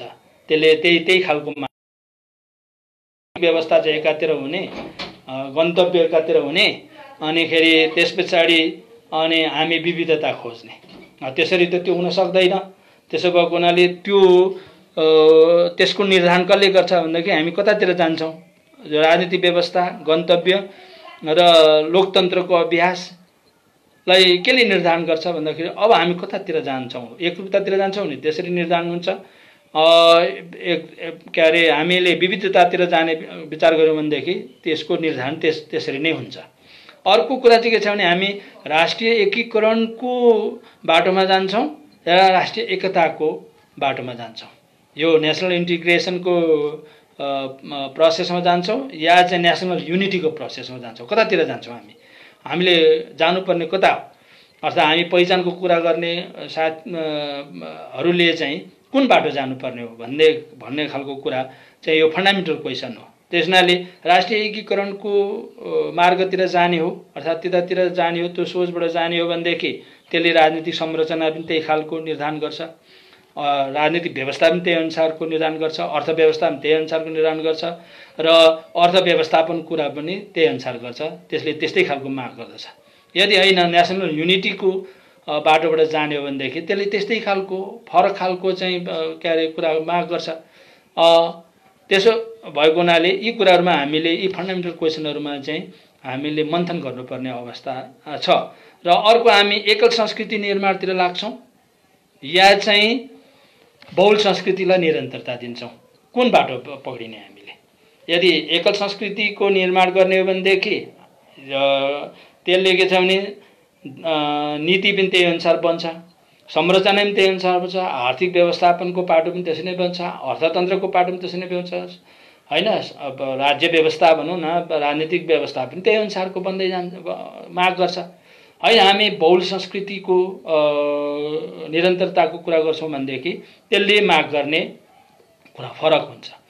त्यस्तै गरेर राष्ट्रहरूको हामी राष्ट्रहरूको विकासको के अरे पक्षमा जान्छौँ या चाहिँ राष्ट्रको विकासको पक्षमा जान्छौँ। भन्नुको मतलब भने नेसन्स र नेसन्स भनेपछि धेरै राष्ट्रहरू भयो, तिनीहरूको चाहिँ विकासको कुराकानी गर्छौँ, तिनीहरूको विकास हुनुपर्छ भनेर जान्छौँ र तिनीहरू संरक्षित हुनुपर्ने हुन्छ, तिनीहरू चाहिँ आगामी दिनहरूमा चाहिँ विकसित भएर जानुपर्छ भन्नेतिर लाग्छौँ र तिनीहरू त्यतातिर लाग्छौँ, त्यतातिरको बाटो पक्रिन्छौँ। या चाहिँ होइन एउटै मात्रै नेसन विकास गर्ने। अघि मैले भने नि नेपाली राष्ट्रवादले जतातिर लैजान्छ होइन, सबैलाई एक ठाउँमा हालेर एउटै डालोमा हालेर एउटै डालो के अरे बास्केटभित्र हालेर सबैलाई मथेर अनि एउटा बाटोतिर लैजानु जुन कोसिस भएको छ त्यतातिर जान्छौँ भन्दाखेरि त्यो चाहिँ हामीले के अरे निर्गुल गर्नुपर्ने हुन्छ, अर्थात् हाम्रो बाटो निर्धारण गर्नुपर्ने हुन्छ। त्यसो भएको हुनाले अब हामी राष्ट्रहरूको विकासको कुराकानी गर्छौँ भने त्यही अनुसारको राज्य संरचना, राज्यको प्राथमिकता र राज्य प्रणालीहरू चाहिँ बन्दै जानुपर्ने हुन्छ, त्यही खालको माग हुन्छ होइन। राष्ट्रको विकास गर्ने हो, नेसनको मात्रै एउटा नेसनको मात्रै सबैलाई एउटै डालोमा हालेर लैजाने हो भने त्यही अनुसारको समाज व्यवस्था, राज्य व्यवस्था, राज्यको प्राथमिकता, राज्य संरचनाहरू बनेर जान्छ। त्यसो हुनाले त्यो कुरा चाहिँ महत्त्वपूर्ण छ। अर्को कुरा चाहिँ हामी विलय हुन चाहन्छौँ, एसिमिलेसन हुन चाहन्छौँ या नन एसिमिलेसन हुन चाहन्छौँ, अविलय हुन चाहन्छौँ। कुन बाटोतिर हो हाम्रो जाने बाटो, कतातिर हो भन्दाखेरि अब हामी यदि विलयतिर जाने हो, एसिमिलेसन हुँदै जाने हो भनेदेखि त्यसले माग गर्ने राज्य व्यवस्था, भाषिक नीति, सांस्कृतिक नीति, मूल्य मान्यताहरू, विश्वासहरू पनि त्यही अनुसार चाहिँ भएर जान्छ होइन। अविलय हुने हो, नन एसिमिलेसनमा रहने हो भनेदेखि चाहिँ त्यसले फरक खालको कुराहरू चाहिँ माग गर्छ। अब यसै गरेर अर्को एउटा के छ भने वर्गीय असमानता र अन्याय विरुद्ध हामी अनि वर्गीय समानता र वर्गीय अन्यायलाई हामी अन्त्य गर्न चाहन्छौँ या चाहिँ त्यसलाई यथावत राख्न चाहन्छौँ। यो अर्को एउटा के अरे कतातिर जाने भन्ने हामीले निर्णय गर्नुपर्ने कुरा हो। त्यस हुनाले हामी निश्चित रूपले पनि वर्गीय असमानता छ, अन्याय छ भनेर अघि नै हामीले भनिसक्यौँ। त्यसलाई हामी अन्त्य गर्न चाहन्छौँ भनेदेखि त्यसले माग गर्ने समाज व्यवस्था अर्थात् चाहिँ राज्य व्यवस्था र त्यसले संरचनाहरू लगायत नीति के अरे अभ्यासहरू त्यसरी नै जान्छ। यदि होइन हामी त्यसलाई जीवित राख्न चाहन्छौँ भनेदेखि त्यसले माग गर्ने त्यस्तै कुराहरू हुनसक्छ। त्यस हुनाले यी सबै कुराले के हुन्छ भने यी फन्डामेन्टल क्वेसनहरूले नै धेरै कुराको निर्णय गर्छ, निर्धारण गर्छ। अब कतातिर जाने भन्ने कुरामा समग्र कुरा भन्नाले के कुरा बुझ्नु पर्यो भनेदेखि हामी जाने पुग्ने गन्तव्य कहाँनेरि हो होइन, यो कतातिर जाने भन्ने कुराले कुन गन्तव्यमा पुर्याउँछ र कता जाने भन्ने कुराले कस्तो राजनीतिक व्यवस्था, कस्तो शासन व्यवस्था, कस्तो शासन सत्ता, कस्तो राज्यको संरचना, कस्तो अर्थव्यवस्था, कस्तो सामाजिक व्यवस्था, आर्थिक सामाजिक व्यवस्था, कस्तो शासन, कस्तो लोकतन्त्रको निर्धारण गर्छ होइन। किनभनेदेखि अघि माथि भन्यो नि यता एउटा बाटोतिर जाने हो भनेदेखि त्यही अनुसारको गन्तव्य हुने भयो, त्यही अनुसारको राजनीतिक व्यवस्था हुने भयो, त्यही अनुसारको शासन व्यवस्था हुने भयो, त्यही अनुसारको चाहिँ के चाहिँ राज्यको संरचना हुने भयो, त्यही अनुसारको के हुन्छ लोकतन्त्र हुने भयो हैन। अब हैन हामी चाहिँ अर्को बाटो जान थाल्यो भने त्यसले पनि त्यही खालको चाहिँ व्यवस्था त्यस्तै के अरे संरचनाहरूको माग गर्छ, त्यस्तै व्यवस्थाहरूको माग गर्छ, नीतिहरूको माग गर्छ, अभ्यासहरूको माग गर्छ भनेपछि हामीले कुरा बुझ्नु जरुरी छ भने काठको घर बनाउने हो भने त काठको जम्मा गर्नु पर्यो त, किला काटी काठहरू गर्नु पर्यो। अब के अरे बालुवा सिमेन्ट रडहरू भेला पारेर त काठको घर बन्दैन। त्यसैले काठको घर बनाउनको लागि त्यही अनुसारको हामीले जो गर्नुपर्ने हुन्छ, त्यही अनुसारको तयारी गर्नुपर्ने हुन्छ। होइन अब सिमेन्टको के अरे घर बनाउने हो, इँटा लगाएर सिमेन्टको घर बनाउने हो भने हामीले बालुवा इँटादेखि लिएर छडहरूको चाहिँ व्यवस्था गर्दै जानुपर्ने हुन्छ, त्यसको तयारी गर्नुपर्ने हुन्छ। त्यसैले मुख्य प्रश्न कतातिर जाने हो हामी? यदि काठको घर बनाउँछौँ भने त्यतैतिरको तयारी गर्नु पर्यो, होइन अब सिमेन्टेड घर बनाउँछ भने त्यही अनुसारको तयारी गर्नु पर्यो। यो चाहिँ मूल प्रश्न हो। त्यसलाई कसले निर्धारण गर्छ भन्दाखेरि चाहिँ हामी कतातिर जाने, हामी एसिमिलेसन चाहन्छौँ या नन एसिमिलेसन चाहन्छौँ, हामी चाहिँ नेसन बिल्डिङको कुराकानी गर्छौँ या नेसन्सहरूको बिल्डिङको कुराकानी गर्छौँ, राष्ट्रहरूको विकासको कुराकानी गर्छौँ भन्ने जस्ता थुप्रै प्रश्नहरूको मैले जति माथि राखेँ त्यो कुराहरूले निर्धारण गर्छ। अब म अलिकति के गर्छु भनेदेखि यो मामिलाहरूमा अरू विचारहरूले के गर्छ त भन्दाखेरि चाहिँ अब हामीसँग अहिले एकदम सिनमा रहेको भनौँ न भने पुँजीवादी उदारवाद र मार्क्सवादी कम्युनिस्टहरूको विचार एकदमै त्यसलाई हामीले हेर्नुपर्ने हुन्छ। र यो दुईटै विचारहरूले के गर्छ भनेदेखि माथि हामीले हो नि एकरूपता चाहने कि विविधता चाहने भन्दाखेरि एकरूपता तिर लैजान्छ यो विचारहरूले। अब त्यसको म तपाईलाई उदाहरण दिन्छु, किनभनेदेखि कम्युनिस्टहरूको सिद्धान्तले त के हुन्छ भने मार्क्सवादी कम्युनिस्ट भनेको चाहिँ कम्युनिजममा पुग्नेहरू हुन्। त्यसो हुनाले समाजवादीहरू नै कम्युनिस्ट हुन्छन् भन्ने छैन। त्यो कुरा चाहिँ बुझिराख्नुहोस्। अहिले तल भरे चर्चा गर्छु म फेरि। त्यसैले एकरूपतातिर जाने, किनभने उनीहरूको सिद्धान्त नै के छ भनेदेखि जाति र वर्ग विलयको कुरा गर्छ उनीहरूले। जाति पनि रहँदैन, वर्ग पनि रहँदैन, त्यो त एउटै जाति र एउटा मानिसको अन्तर्राष्ट्रिय जाति हुन्छ भन्छ। अनि एउटै विश्व संस्कृति बनाउने कुरा गर्छ के अरे पुँजीवादीहरूले उदारवादीहरूले होइन। अब स्टेटलेसनेसको कुरा पनि गर्छ। स्टेटलेस भनेको चाहिँ राज्यहरू हुँदैन, राज्यहरू चाहिँ के अरे सबै विलय भएर एउटै विश्व बन्छ भन्ने खालको कुराहरू गर्छ। यो सबै अवधारणाहरू के भने एकरूपतातिर लैजाने विचारहरू हो। त्यसैले अब यो चाहिँ मामिलामा यो दुईटा विचारको एकरूपतातिर लैजान्छ। अर्को राष्ट्रिय एकीकरण। अब राष्ट्रिय एकीकरण एकल संस्कृति र संस्कृतिको विलयीकरणको पक्षमा लैजान्छ यिनीहरूले, अनि एकल राष्ट्रको विकासको पक्षमा लैजान्छ यिनीहरूले। अहिलेसम्म तपाईँहरूले राम्रो विश्लेषण गर्नुभयो भनेदेखि एकल राष्ट्रको विकासको पक्षमा लगिरहेको छ। उनीहरूको सिद्धान्त र विचारले नै त्यो माग गर्छ। उनीहरूको अहिले तत्काल चाहिँ कुनै संस्कृति कुनै भाषाको पक्षमा रहेर आफ्नो समर्थन बटुल्नु होइन, अब के अरे राजनीति गर्नु अलग कुरा भयो। तर उनीहरूको विचार र सिद्धान्तले त्यसलाई त्यो विलय हुनुपर्ने हुन्छ र त्यो सिद्धिनुपर्ने हुन्छ। त्यसो भएको हुनाले त्यतातिर उनीहरूको विचारले यो कुरालाई पक्ष पोषण गर्छ। त्यसैले विभिन्न राष्ट्रहरूको विलय एउटा राष्ट्र राज्य निर्माणको बाटो समात्छ उनीहरूको विचारले होइन। राष्ट्रहरू भन्ने नै रहँदैन, एउटै राष्ट्र।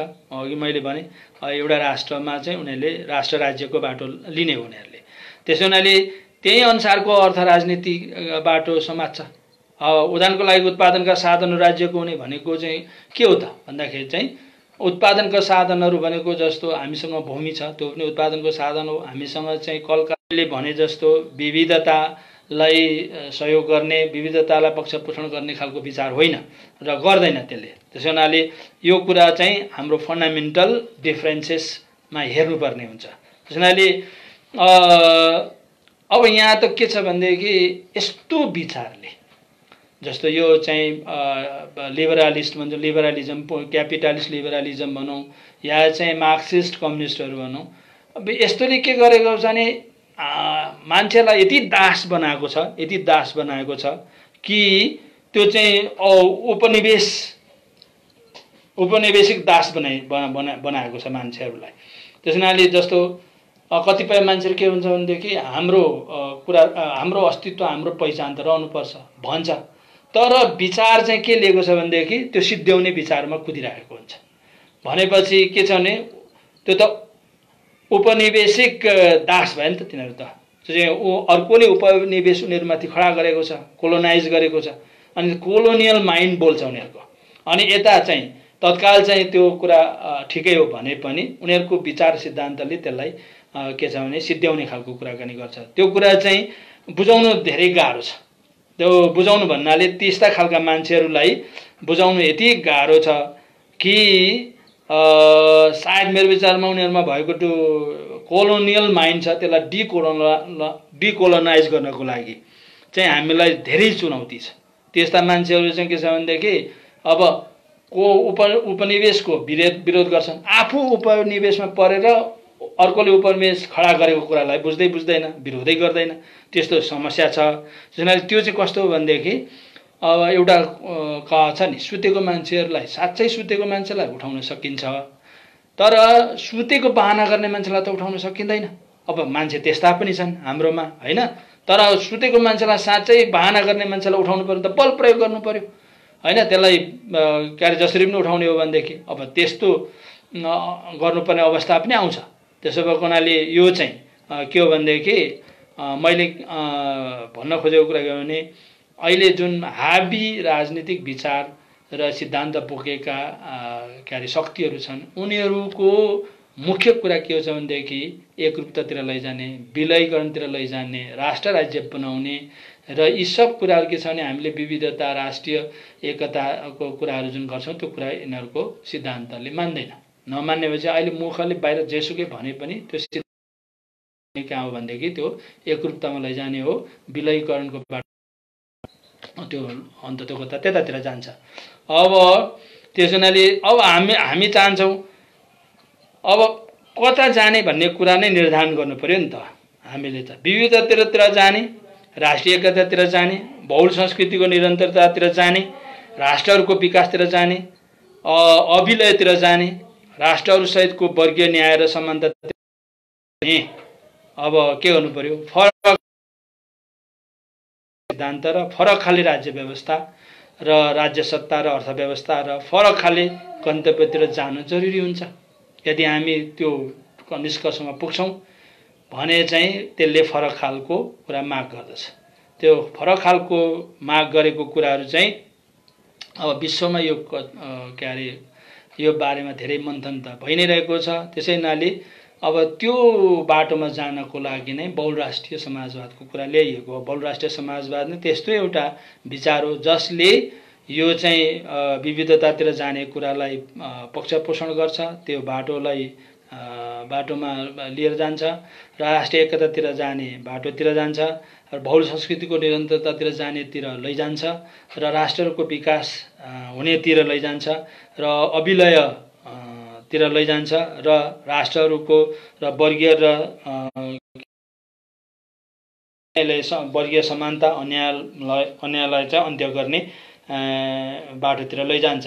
र त्यसो भएको हुनाले अब त्यो गर्नको लागि फरक खालको राज्य व्यवस्थाको कुराकानी गर्छ। अब यो अहिलेको एक्जिस्टिङ राज्य व्यवस्थाबाट त्यो सम्भव हुँदैन भन्छ। त्यस्तै नै राज्य सत्ता र अर्थव्यवस्थाको कुरा पनि फरक खालको अर्थव्यवस्था, राज्य सत्ता र फरक गन्तव्यमा जानुपर्ने अवस्था रहन्छ भन्ने चाहिँ त्यसको कुरा छ। र यस्तो खालको जुन विविधतालाई, डाइभर्सिटीलाई मेन्टेन गर्ने र विभिन्न राष्ट्रहरूलाई चाहिँ सम्मानका साथ के अरे त्यतातिर जाने बाटोमा घिस्रिने काम चाहिँ विभिन्न देशहरूमा भइ नै रहेको छ। त्यसो भएको हुनाले त्यसको खास गरिकन चीनको उदाहरण भनौँ, भारतको उदाहरण भनौँ, बेल्जियमको उदाहरण भनौँ, यी सबै के छन् भने बहुराष्ट्रिय राज्यको बाटोतिर लागेका छन्। हालान्कि बहुराष्ट्रिय राज्य भनेका छैनन्, तर के छ भनेदेखि उनीहरूले अटोनोमीको नाममा भनौँ या चाहिँ के अरे भाषिक स्वायत्तताको नाममा भनौँ त्यो बाटोतिर गइरहेको नै जाने क्रममै छन्। अब इभन के अरे युके नै भनौँ हैन, ब्रिटेन नै पनि त्यो बाटोमा छ भने अमेरिका पनि त्यो बाटोमा छ भने चाहिँ विश्वका मुलुकहरूले त्यसलाई एड्रेस नगरिकन सुकै छैन। त्यो बाटोमा छ, त्यो अझ प्रखर भएर जान्छ भन्ने देखिन्छ। अब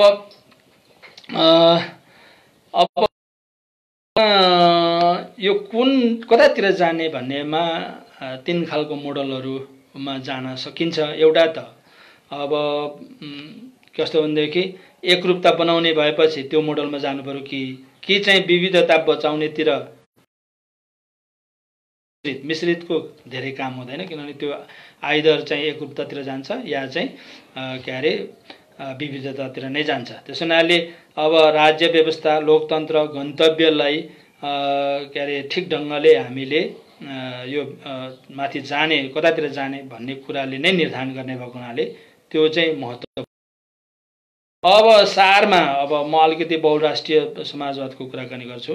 सारमा बहुराष्ट्रिय समाजवाद भनेको त धेरैलाई थाहा छ, जातीय र वर्गीय समस्यालाई समाधान गर्ने विचार र सिद्धान्त हो भनिएकै छ र यसले राष्ट्रहरूको अस्तित्वलाई निरन्तरता दिने काम गर्छ। जातिहरूमाथि रहेको र रहने असमानता र अन्याय र विभेदलाई अन्त्य गर्दछ र धनी र गरिब रहने स्थितिको अन्त्य गर्ने र वर्गीय शोषण तथा अन्याय रहने स्थितिलाई समाप्त गर्ने र लिङ्गीय अन्याय र असमानतालाई, लिङ्गीय रूपमा रहेको अन्याय असमानतालाई समाप्त गर्ने र शासन तथा आर्थिक सामाजिक व्यवस्था र राज्यको संरचना निर्माण गर्ने कुरा हुँदछ। राज्यको संरचना त्यही अनुसार गर्नुपर्ने हुन्छ, आर्थिक सामाजिक व्यवस्था पनि त्यही अनुसारको निर्माण गर्नुपर्ने हुन्छ भन्ने कुरा गर्दछ। त्यस हुनाले सारमा कुरा यसको त्यो हो।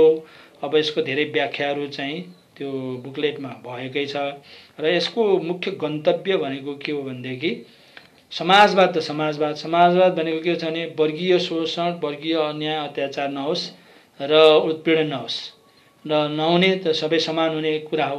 वर्गीय हिसाबले चाहिँ त्यो वर्ग भनेको त के हो भनेदेखि अब पुँजीले निर्धारण गर्ने कुरा हो, आयले निर्धारण गर्ने कुरा हो। त्यसैले समान आय सबैलाई चाहिँ अन्याय नहुने खालको हुनुपर्छ। तर त्यो कस्तो समाज हो भनेदेखि त्यहाँनेरि बहुल राष्ट्रहरू हुन्छन्, बहुल राष्ट्रहरू चाहिँ विद्यमान रहन्छन्। जसरी कम्युनिस्ट र पुँजीवादीहरूले के भन्छ भनेदेखि जाति बन्ने कुरा गर्छ, त्यस्तो भन्दैन। यसको मुख्य कुरा नै के हो भनेदेखि त्यहाँ जातिहरू रहन्छन्, उनीहरूका भाषा संस्कृति सबै जीवन्त रहन्छन् र त्यो सँगसँगै उनीहरूभित्र रहेको वर्गीय असमानता पनि समाप्त हुन्छ। त्यसैले यसको जाने गन्तव्य चाहिँ बहुल राष्ट्रहरू रहेको समाजवादी समाज हो। त्यसैले यो समाजवादी समाज कस्तो खालको समाजवादी समाज भन्दाखेरि त्यस्तो खालको समाजवादी समाज। र यो समाजवादी बहुराष्ट्रिय समाजवादी समाज र अर्को समाजवादका त धेरै मोडलहरू छन् हैन। अब यो धेरै मोडलहरू मैले भनिरहनु पर्दैन, किनभने कहिले साइन्टिफिक सोसियलिजम भन्छन्, कहिले स्टेट सोसियलिजम भन्छन्, कहिले चाहिँ साम्यवाद उन्मुख समाजवाद भन्छन्। यी सबैभन्दा हाम्रो फरक योले प्रस्तावित गरेको समाजवाद चाहिँ उनीहरू त्योभन्दा फरक समाजवाद हो। जस्तो कहिले प्रजातान्त्रिक समाजवाद भन्छन्, सामाजिक लोकतन्त्र भन्छन्, त्योभन्दा फरक खालको समाजवाद हो यो चाहिँ। त्यसैले यो भिन्न चाहिँ यसको वैकल्पिक रूपमा चाहिँ यसलाई यो आएको छ। अब के हुन्छ त त्यस्तो खालको समाजमा पुग्नको लागि बहुल राष्ट्रहरू रहेको समाजवादी समाज हो नि त यसको गन्तव्य त। र त्यो गन्तव्यमा पुग्नको लागि त राज्य व्यवस्थालाई, अहिलेको एक्जिस्टिङ राज्य व्यवस्था जसले त्यहाँ पुर्याउँदैन त्यसलाई त हटाउनु पर्ने हुन्छ र त्यसको ठाउँमा अर्को ल्याउनु पर्ने हुन्छ।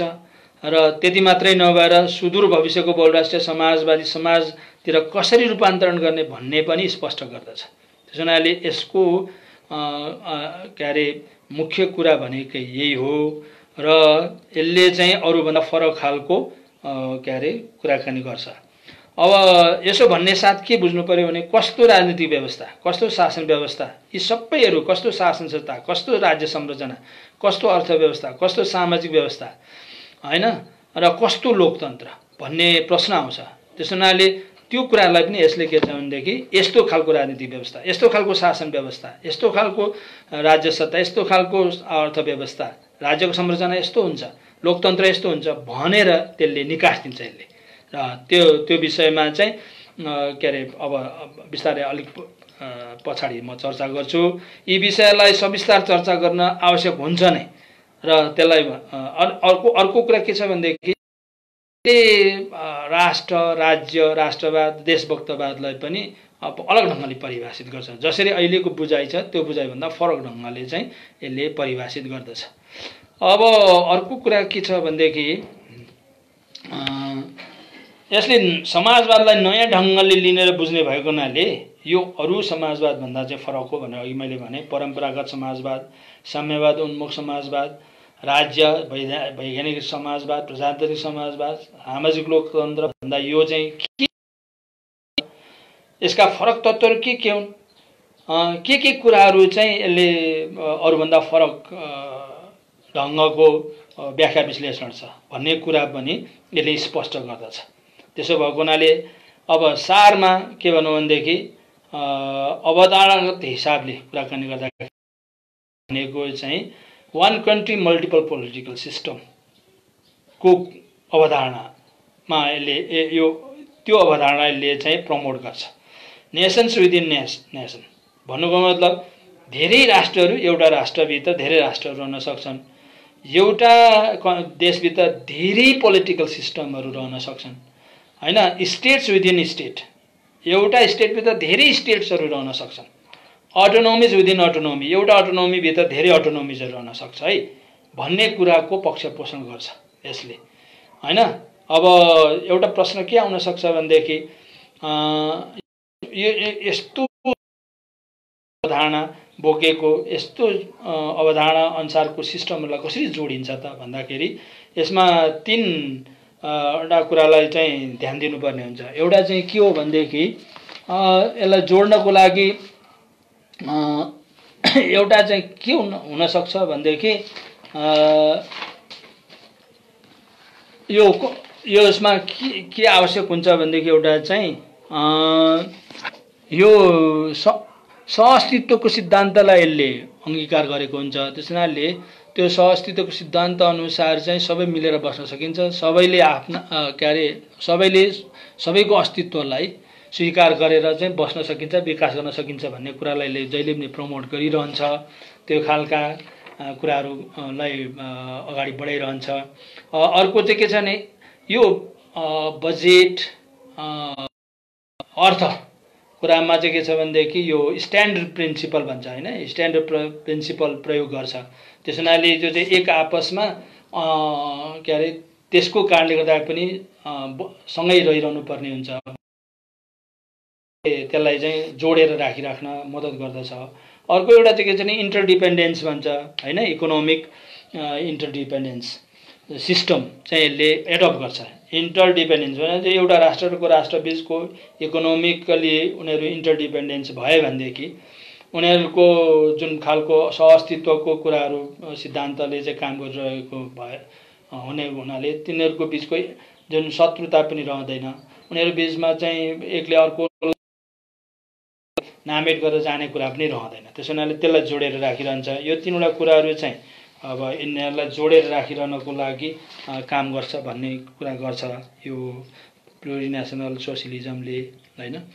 अब म अलिकति के गर्छु भनेदेखि बहुराष्ट्रिय समाजवादको जुन कुरा छ यसका चाहिँ अब विशेषता भनौँ या यसका मूल कुराहरू चाहिँ जम्मा कति भने 8वटा जति छन्।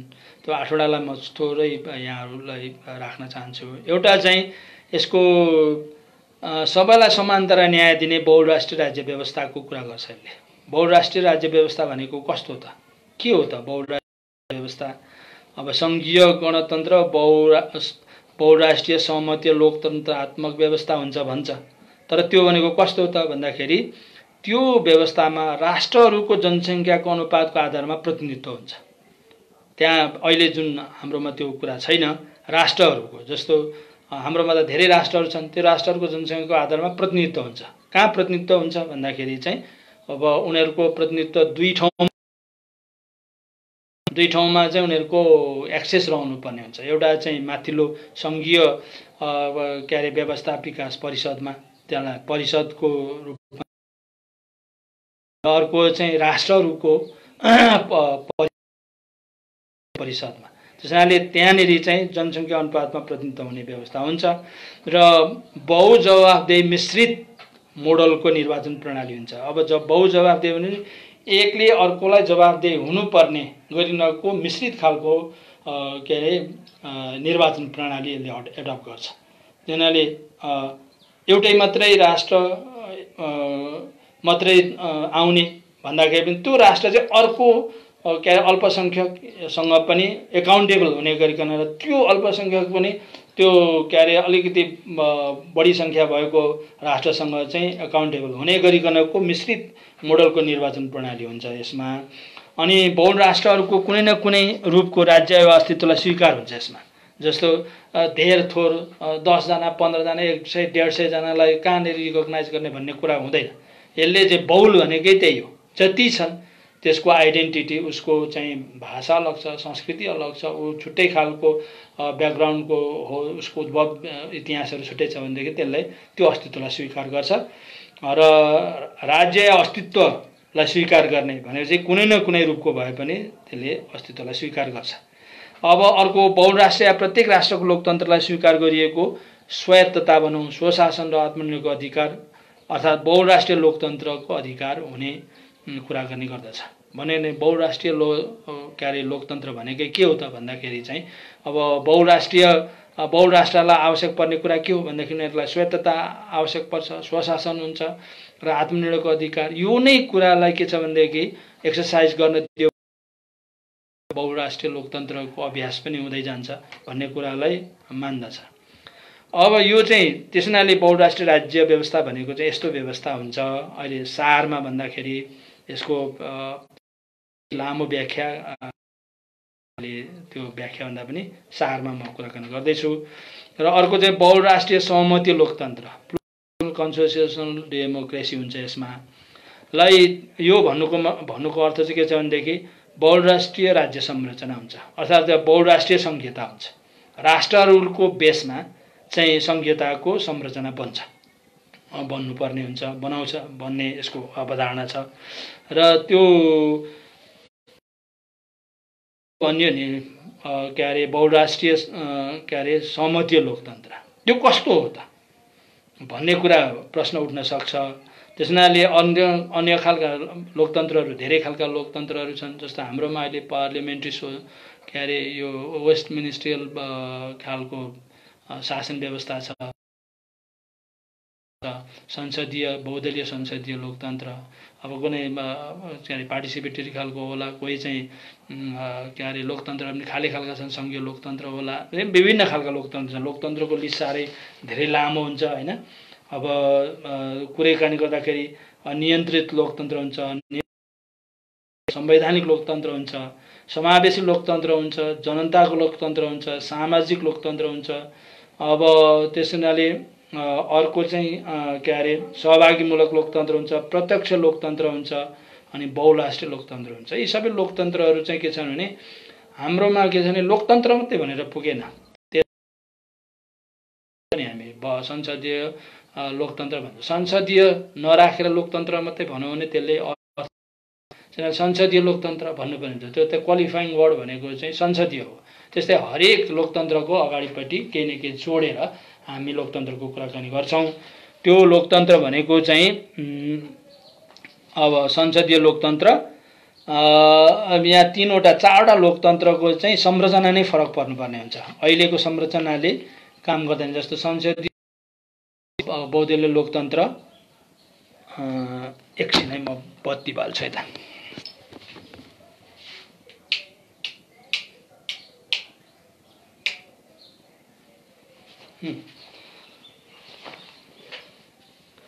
अब संसदीय लोकतन्त्र चाहिँ के छ भनेदेखि यो लोकतन्त्रमा अब निर्देशित संवैधानिक के अरे नियन्त्रित त छँदैछ, किनभनेदेखि त्यो संवैधानिक। अब समावेशी लोकतन्त्र भन्यो भनेदेखि लिँदाखेरि पुग्छ र त्यो छुट्टै के अरे संरचना विशेष खालको संरचना बनाइरहनु पर्ने अवस्था हुँदैन, खालि त्यही भित्र त्यसलाई एक्सर्साइज गरे पुग्छ। तर जनताको लोकतन्त्रलाई त्यसो गरेर पुग्दैन। त्यस्तै सामाजिक के अरे लोकतन्त्रलाई पनि फरक खालको संरचना चाहिँदैन चाहिँ त्यसका विशेषतालाई एकदमै थपिदिए पुग्छ र सङ्घीय सहमति लोकतन्त्रलाई चाहिँ त्यसरी पुग्दैन त्यसलाई छुट्टै खालको अभ्यास संरचना आवश्यक पर्छ त्यस्तै गरेर बहुराष्ट्रिय लोकतन्त्रलाई पनि छुट्टै खालको संरचना आवश्यक हुन्छ त्यसैले लोकतन्त्र भन्दैमा खाले लोकतन्त्रहरू हुन्छन् एकै खालको लोकतन्त्र हुँदैन त्यसैले ती लोकतन्त्रहरूलाई आवश्यक पर्ने संरचना र त्योहरू पनि फरक खालको हुन्छ अहिले हामीले कुरा गरिरहेको चाहिँ यो बहुराष्ट्रिय समाजवादले चाहिँ बहुराष्ट्रिय लोकतन्त्रलाई अङ्गीकार गर्छ त्यो लोकतन्त्र भनेको के भन्दाखेरि अघि माथि अलिअलि चर्चा गरियो त्यही हो र त्यसलाई अलिकति के अरे अलिक डिटेलमा व्याख्या गर्नुपर्ने हुन्छ त्यसैले अब यसमा के हुन्छ त भन्दाखेरि बहुराष्ट्रिय सहमति लोकतन्त्रमा चाहिँ राष्ट्रको आधारमा र क्षरीय कार्यको लागि गैर भौगोलिक राष्ट्र गैर भौगोलिक क्षेत्र होइन कि गैर भौगोलिक राष्ट्रको रूपमा यसले गैर के अरे भौगोलिक र गैर भौगोलिक भन्ने छ नि त्यसमा चाहिँ गैर भौगोलिक र राष्ट्र त राष्ट्र भइहाल्यो हरेक जातिलाई राष्ट्रको रूपमा लिएपछि त्यो राष्ट्रको रूपमा चाहिँ त्यसको आधारमा र अनि गैर भौगोलिक राष्ट्रको आधारमा र राज्यको पुनर्संरचना हुन्छ राज्यको पुनर्संरचना गर्ने कुरा गर्छ यसले र प्रत्येक राष्ट्रले आफ्ना प्रतिनिधिहरू आफूले छनौट गर्न पाउने हुन्छ जस्तो गैर भौगोलिक राष्ट्रले पनि आफ्नो प्रतिनिधिहरू छान्न पाउने हुन्छ राष्ट्रले आफ्नो प्रतिनिधि आफैले छान्न पाउने अवस्था हुन्छ र निश्चित सङ्ख्याका प्रतिनिधिहरू भने सबै राष्ट्रहरूको छनौट राष्ट्रले छनौट गर्न पाउने हुन्छ कारण निश्चित प्रतिनिधिहरू चाहिँ त्यसैले त्यो त मल्टिपल अकाउन्टेबिलिटी त्यसले चाहिँ काम गर्छ र देशको परराष्ट्र मुद्दा र सुरक्षादेखि बाहेक सबै अधिकारहरू राष्ट्र अस्तित्व संरचनामा जानुपर्ने हुन्छ यो यसको अनुसार खालको के अरे अधिकार बाँडफाँडको कुरा छ त्यो अधिकारको बाँडफाँडको कुरा त यसले कुनै केही गर्न मान्दैन र राष्ट्र परराष्ट्र मुद्दा र सुरक्षा तीनवटा कुरा मात्रै सङ्घीय के अरे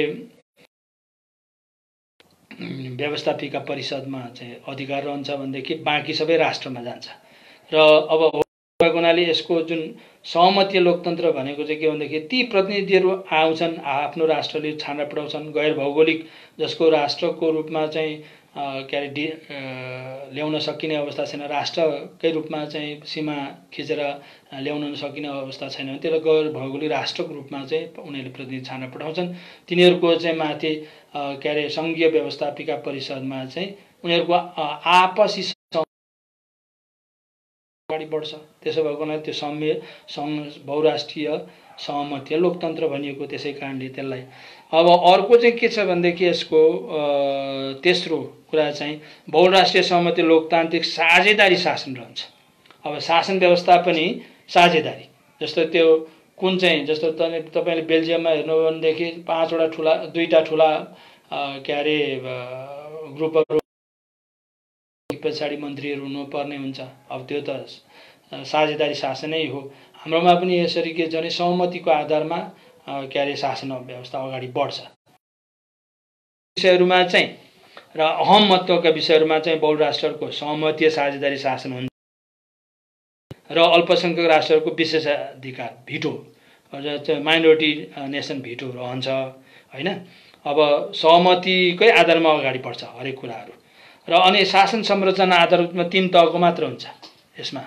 3 तहको भन्नाले एउटा चाहिँ के हुन्छ भनेदेखि सङ्घीय तह भनेको चाहिँ सङ्घीय व्यवस्थापिका परिषद राष्ट्रको तह राष्ट्रिय व्यवस्थापिका परिषद र अर्को चाहिँ सामुदायिक तहमा अधिकारको बाँडफाँड 3 तहमा मात्र हुन्छ सामुदायिक तह भनेको चाहिँ अहिले म व्याख्या गर्छु र राष्ट्रको तह भनेको चाहिँ राष्ट्र जस्तो मैले एउटा उदाहरण प्रस्तुत गर्छु राउटेहरू आफै राष्ट्र हो त्यो राष्ट्र सरकार बनाउँछन् हैन अब त्यस्तो हुन्छ तर अब कतिपयको चाहिँ के छ भने अब राष्ट्रको सीमाभित्र अरू पनि राष्ट्रहरू रहने भएको हुनाले राष्ट्रहरू रहेको राष्ट्र भन्नु चाहिँ राष्ट्रभित्रको राष्ट्रहरू भन्ने अर्थमा चाहिँ प्रयोग गरिएको त्यसैले त्यस्तो पनि हुन्छ तर तिनीहरूको अधिकार क्षेत्र चाहिँ फरक ढङ्गले डिफाइन गरिएको हुन्छ जे होस् 3 तहको हुन्छ र त्यो 3 तहमा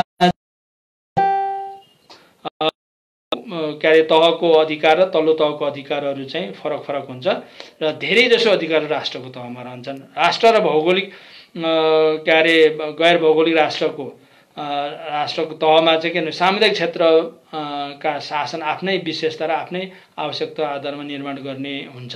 जस्तो कुन राष्ट्रलाई कस्तो आवश्यकता पर्छ त्यसरी नै सामुदायिक क्षेत्रहरू विभाजन गर्छन् र आफ्नो अधिकारलाई सामुदायिक तहसँग बाँडफाँड पनि हुनसक्छ। र त्यसो हुनाले मैले अघि वान कन्ट्री मल्टिपल सिस्टम भनेको नै त्यही हो, किनभने कुन राष्ट्रलाई कस्तो खालको सिस्टम व्यवस्थाले काम गर्छ, कस्तो शैक्षिक के अरे शिक्षा नीतिले काम गर्छ, त्यो त उसको के अरे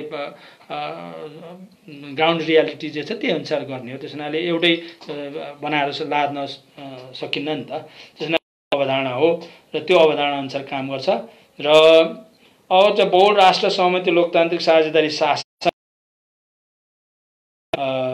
के अरे यसको मुख्य कुरा चाहिँ सहमति बिना अगाडि बढ्न सक्दैन र त्यो सहमति पनि विशेष खास विषयहरूमा सहमति हुनै पर्ने हुन्छ, खास क्षेत्रहरूमा। र नर्मल सबै कुराहरूमा सहमति हुँदैन, त्यसमा कन्करेन्ट मेजोरिटी रुलबाट जान सक्छ हैन। अब त्यसको विद्यमान जुन के अरे जसको मेजोरिटी छ त्यसको आधारमा अगाडि बढ्छ, तर मेजर विषयहरूमा चाहिँ त्यसले सहमतिमै अगाडि बढ्नुपर्ने हुन्छ। अब अर्को चौथो कुरामा के छ भने राष्ट्रमा आधारित अर्थतन्त्र र अर्थव्यवस्था हुन्छ यसको। जस्तो अहिलेको हाम्रो यहाँ योसँग अहिलेको अर्थव्यवस्था, हाम्रो देशको अर्थव्यवस्था र यसलाई तुलना गर्ने हो भने त्यसले पनि एउटा आधार दिन्छ।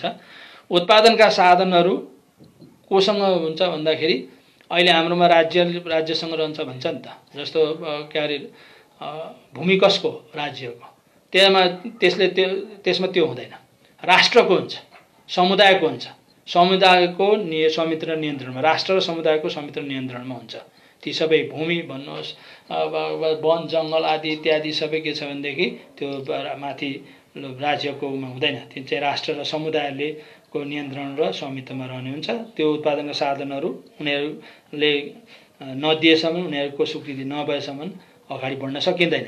सामुदायिक उत्पादन प्रणाली हुन्छ यसमा हैन। अर्थतन्त्रको हिसाबले गर्दाखेरि सामुदायिक उत्पादन प्रणाली भनेको के हो? समुदायले नै सबै कुराको निर्णय गर्दै अगाडि बढ्छ। उत्पादनका कुराहरूलाई, प्रणालीलाई उनीहरूले नै के अरे व्यवस्था गर्दै, निर्णय गर्दै अगाडि बढ्ने कामहरू हुन्छ। आय वितरण न्यायिक र अनुपातिक रूपमा हुन्छ। आय वितरणलाई त्यसरी गरिन्छ। र आत्मनिर्भर र परस्पर निर्भर अर्थ प्रणाली हुन्छ। आत्मनिर्भर त हुने नै भयो र अरूसँग पनि परस्परमा निर्भर हुने गरिएको अर्थ प्रणालीहरूलाई विकास गरिन्छ। र बजारको निर्धारण गर्छन्। बजारले हामीलाई निर्धारण गर्ने होइन कि, हाम्रो अर्थव्यवस्थालाई निर्धारण गर्ने होइन कि, समुदायले, राष्ट्रले निर्धारण गरे अनुसार चाहिँ बजारको भूमिका हुन्छ। त्यसो हुनाले यो अलिकति फरक कुरा, बिल्कुल फरक कुराहरू छन्। त्यो विश्व अर्थव्यवस्थाको पक्ष पोषण गर्छ। अहिलेको अर्थव्यवस्था भनेको त, विश्व अर्थव्यवस्था भनेको चाहिँ पुँजीवादी अर्थव्यवस्था हो। खालि समाजवादी अर्थात् चाहिँ के अरे कम्युनिस्ट के अरे विश्व अर्थव्यवस्था पनि त जान सकेको छैन भनेपछि यसले चाहिँ के छ भनेदेखि सामुदायिक के अरे विश्व अर्थव्यवस्थाको पक्ष पोषण गर्छ। विश्व अर्थव्यवस्था नै त्यसरी जानुपर्छ भन्ने कुरामा यसले आफ्नो कुरा। अब यसमा राजनीतिक अस्तित्वहरू चाहिँ अघि मैले भने।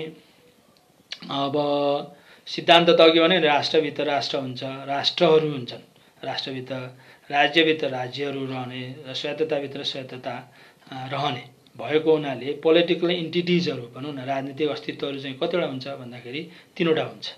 जस्तो सङ्घीय फेडरल काउन्सिल भनियो, फेडरल के अरे व्यवस्थापिका काउन्सिल, व्यवस्थापिका परिषद, र अर्को चाहिँ राष्ट्र।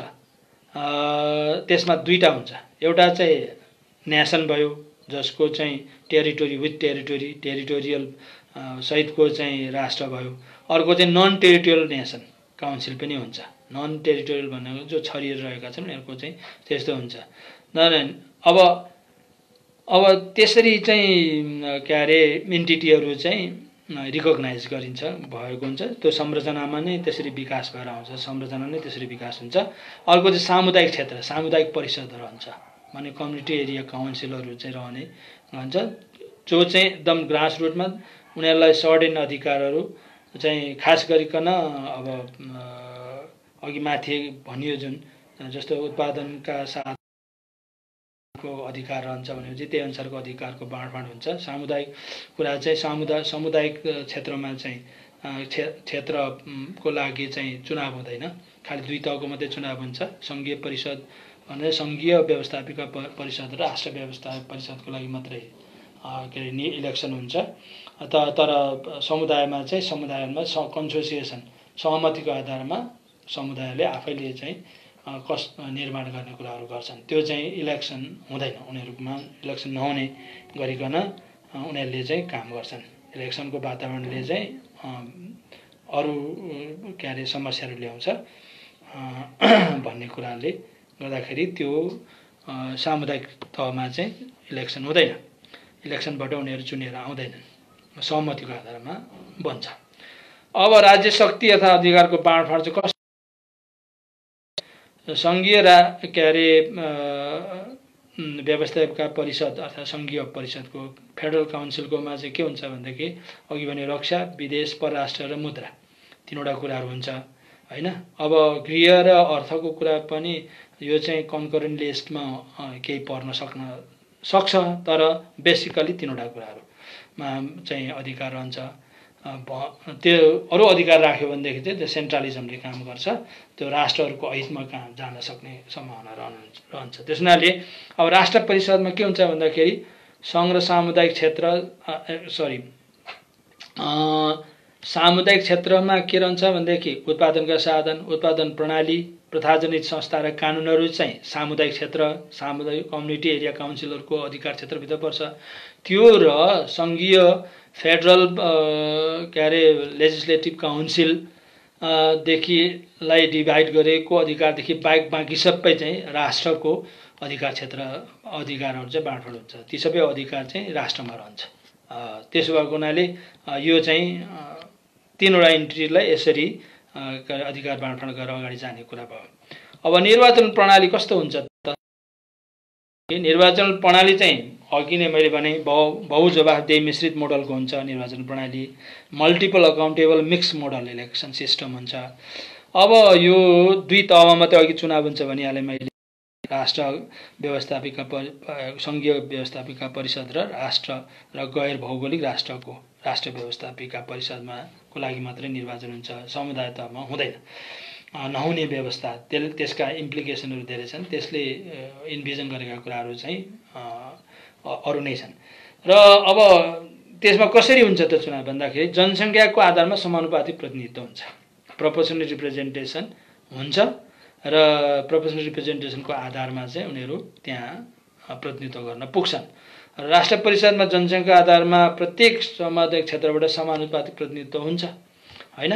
अब जस्तो सामुदायिक क्षेत्र त हुन्छ, सामुदायिक क्षेत्रबाट पनि जनसङ्ख्याको आधारमा समानुपातिक प्रतिनिधित्वको आधारमा राष्ट्रिय परिषदमा चाहिँ के अरे आउने व्यवस्था हुन्छ। र गैर भौगोलिकमा पनि त्यही आधार नै हुन्छ, जस्तो त्यहाँ पनि त समुदाय त हुन्छ हैन, जनसङ्ख्या आधारमै प्रतिनिधित्व गर्ने व्यवस्था हुन्छ र त्यसले राष्ट्रमा पनि प्रतिनिधित्व गर्छ। किनभने जस्तो समुदाय त के भने जस्तो गैर भौगोलिक छरिएर रहेकाहरूको पनि खास राष्ट्रको एरियाभित्र त उनीहरू पनि 10-8 घर त रहेको हुन्छ भनेदेखि त्यो पनि समुदायको लेभलमा उनीहरूबाट पनि प्रतिनिधित्वको व्यवस्था हुन्छ त्यहाँनेरि। त्यसो हुनाले त्यो गैर राष्ट्रलाई पनि गैर भौगोलिक राष्ट्रले पनि 2 ठाउँमा प्रतिनिधित्व गर्न सक्छ। 2 ठाउँमा प्रतिनिधित्व भन्नाले एउटा राष्ट्रको तहमा, अर्को चाहिँ माथि सङ्घीय तहमा। त्यस हुनाले त्यो चाहिँ समानुपातिक आधारमा हुन्छ। तर तल राष्ट्रको तहमा चाहिँ समानुपातिक भन्दाखेरि पनि समुदाय जाँदा छ त्यसको आधारमा चाहिँ प्रतिनिधित्व हुने व्यवस्था हुन्छ र अर्को चाहिँ जनसङ्ख्यालाई पनि आधार बनाइन्छ। अब सहमति सिद्धान्तको आधारमा सामुदायिक क्षेत्र परिषद बन्छ, सहमति हो यो चाहिँ, यसमा चुनाव हुँदैन। र राष्ट्रको व्यवस्थापिका परिषदमा निश्चित सङ्ख्या चाहिँ राष्ट्र र गैर भौगोलिक राष्ट्रका जनसङ्ख्या प्रत्यक्ष भोटिङको आधारमा निर्वाचित हुने व्यवस्था पनि गर्न सकिने हुन्छ। र तिनीहरू मध्येबाट नै सर्टेन प्रतिशतमा चाहिँ के हुन्छ भनेदेखि अब सरकार चलाउने शासन सत्तामा रहने खालको कुराहरू चाहिँ गर्न मिल्ने खालको यसको अवधारणा छ। त्यसैले अब यो चाहिँ मैले चुनावको निर्वाचन प्रणालीको कुराकानी गरेँ। अब निर्वाचन प्रणाली चाहिँ अलिक कम्प्लिकेटेड खालको छ, त्यो चाहिँ यो फिगरमा हेर्नुपर्ने हुन्छ कसरी हुन्छ भनेर मेरोमा यहाँ हुन सकिन्न। र अब टोटलमा भन्दाखेरि बहुराष्ट्रिय समाजवाद भनेको चाहिँ के अरे सारमा यही नै हो र यसलाई नै अब व्याख्या विश्लेषण गरेर अलिक लामो पनि हुनसक्छ। र मैले यो अन्त्यमा के छ भनेदेखि के भनेर म यो कुरालाई टुङ्ग्याउँछु भनेदेखि जस्तो एउटा गीत छ नि, हाम्रो जितेन राईले गाउनु भएको छ गीत। हुन त जितेन राईलाई एउटा हाम्रो लीला सिंहको पहिला गीत गाउँदाखेरि गरेको व्यवहारले चाहिँ हामीलाई अमिलो बनाए पनि त उहाँले जुन गाउनु भएको छ गीत त आखिरी व्यक्तिले गाउने हो, गीत त गीतै हो। त्यस हुनाले तराई हिमाल प्रकृति त्यस्तै संस्कृति भन्ने एउटा गीत छ उहाँले गाएको। अनि पूर्व बच्चा ढोल च्याब्रुङ पश्चिम हुर्केली पेङ्गुसेले डम्फु नाचे उसकै पुर्ख्यौली, हिमालतिर बखुलाउँदा तराई धोती सुरुवाल, यहीँ बीच बनाउनु छ अब नयाँ नेपाल, एउटा वर्ग माथि उठ्दा अरू सबै उठोस्, एउटालाई दुख्दाखेरि अरू सबलाई दुखोस् भन्ने जुन खालको गीत छ त्यो त्यस्तै खालको बहुराष्ट्रिय समाजवादले त्यस्तै परिकल्पना गरेको हो। त्यसमा अझ यस्तै हाम्रो विविधता बचाउने चाल, यही चालले बनाउने हो बहुराष्ट्र नेपाल भनेर जोड दिन्छु म। र यति भनेर यो चाहिँ कुरा म के रोक्न चाहन्छु। अब यसमा के छ भने के गर्ने त भन्ने कुरा आउन सक्छ। के गर्ने भन्ने कुरा त अब संविधान पनि पनि हाम्रो लागि काम गर्दैन, बदल्नुपर्ने हुन्छ। अभिजातीय राज्य व्यवस्था र शासनको अन्त्य गर्नुपर्ने हुन्छ। त्यसको ठाउँमा बहुराष्ट्रिय समाजवादले इन्भिजन गरेको राज्य व्यवस्था र शासन गर्नुपर्ने हुन्छ। त्यस हुनाले लास्टमा मेरो के छ भनेदेखि अब यो कुरा सबै गर्नको लागि अझै बाँकी छ। अब जो अभिजातीय वर्ग उनीहरूले क्रान्तिको काम सिद्धियो, अब समृद्धि र के को काममा लाग्नुपर्ने हुन्छ भन्छन्। अब हाम्रो चाहिँ अझै पनि क्रान्तिकै काममा लाग्नुको विकल्प छैन। त्यसो हुनाले त्यसको लागि अगाडि बढ्न पर्ने अवस्था चाहिँ छ भनेर भन्न चाहन्छु। यो विषयलाई म यहाँनिर टुङ्ग्याउँछु र अब म लिम्बुवानको बारेमा अलिकति थोरै कुराकानी गर्न चाहन्छु। अब लिम्बुवान चाहिँ अब तीनवटा भौगोलिक क्षेत्र हो। यसमा धेरै हामीले दिमाग मथिरहनु पनि पर्छ जस्तो मलाई लाग्दैन। यो तीनवटा मानव समूह मिलेर बनेको एउटा राष्ट्र हो। राष्ट्र भन्नाले पनि कस्तो भने लिम्बुवान भनेको ऐतिहासिक भूगोल हो। इतिहासमा यो थियो, इतिहासमा 10 लिम्बुवान राज्य भन्ने भएको हुनाले त्यही 10 लिम्बुवानसँग जोडिन्छ। र खास गरिकन 10 लिम्बुवान बन्दाखेरि चाहिँ तीनवटा मानव समूहहरू मिलेर बन्यो भन्ने इतिहास छ। त्यसमा खास गरिकन ताङसङ थास भनेको सिनिक मोदेन शाहहरू एउटा भयो, अर्को तेमेन्सा र अर्थात् मुनाफेन र अर्को खाम्बुङ लुम्बुङमा तीनवटा मिलेर बनेको राष्ट्र थियो।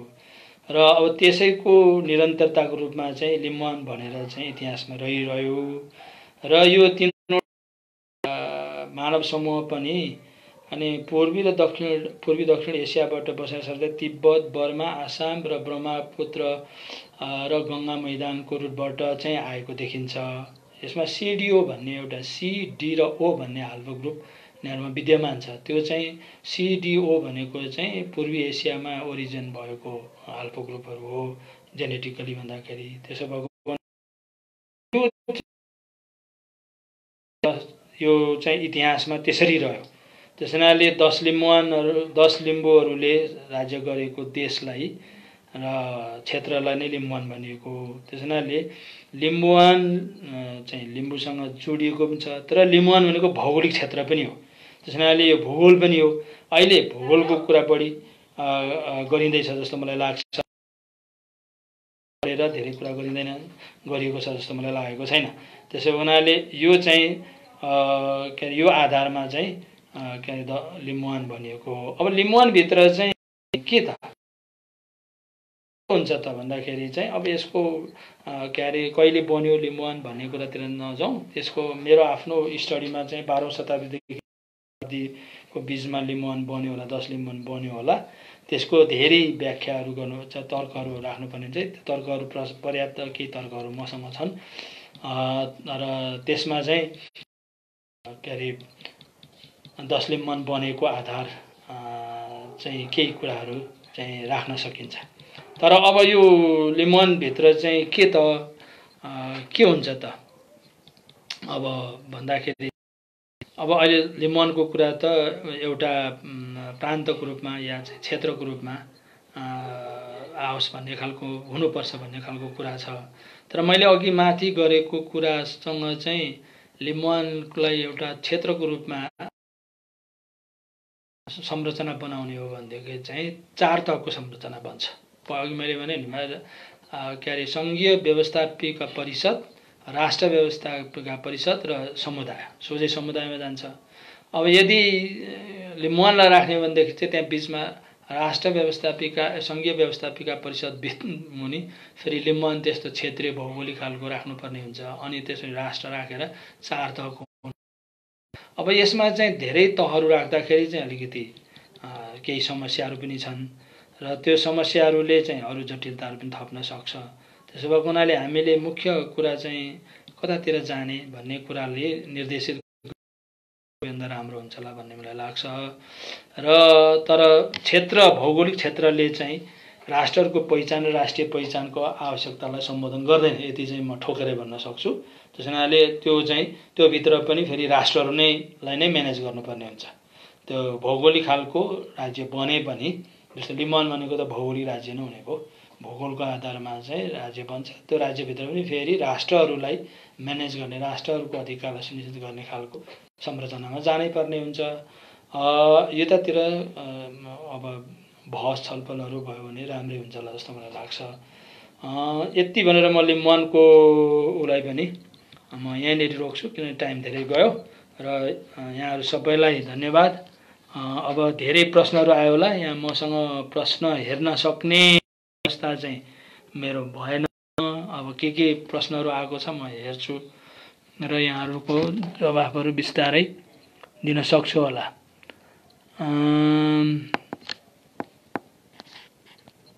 अब यहाँनिर चाहिँ माथि नैबाट म अब जान्छु। धेरै साथीहरूको अब यो के छ भनेदेखि अरूको त धेरै छैन, केही साथीहरूको मात्रै छ जस्तो छ। म त्यो जसको प्रश्न छ त्यो चाहिँ म यहाँहरू समक्ष राख्छु, के छ भन्ने कुरा। एकछिन मलाई समय दिनुहोस् है। केही साथीहरूको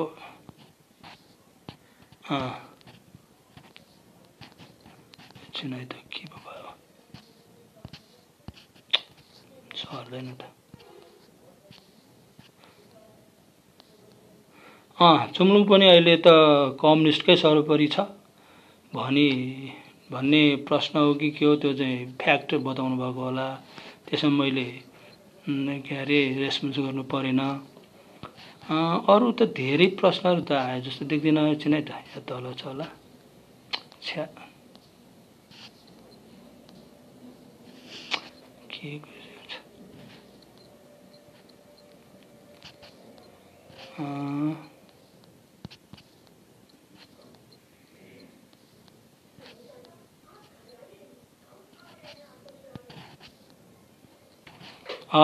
हाम्रो एउटा प्रश्न छ विजयजीको।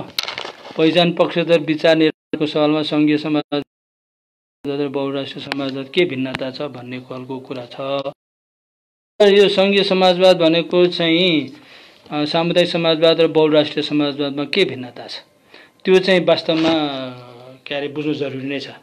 अब सङ्घीय समाजवाद भनेको चाहिँ सङ्घहरूको लाई सङ्घीयता हो हैन, माने राज्यहरूको के अरे सङ्घीयता हो। जस्तो अब लिम्बुवान भयो, किराँत भयो, या चाहिँ मगरातहरूको कन्सेप्टमा 10+1 भनेर जुन छ त्यसको चाहिँ सङ्घीयताको कुरा भयो। अब यहाँ अहिले बहुराष्ट्रिय समाजवादले उठाएको कुरा भनेदेखि राष्ट्रहरूको चाहिँ सङ्घीयता हो। त्यो चाहिँ राष्ट्रहरूको जस्तो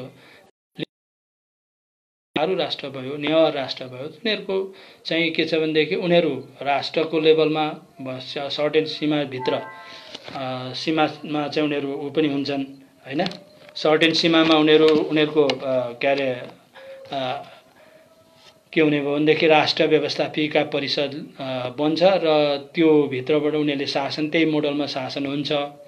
तर के छ भनेदेखि यो चाहिँ भौगोलिक क्षेत्रको आधारमा हुने भयो।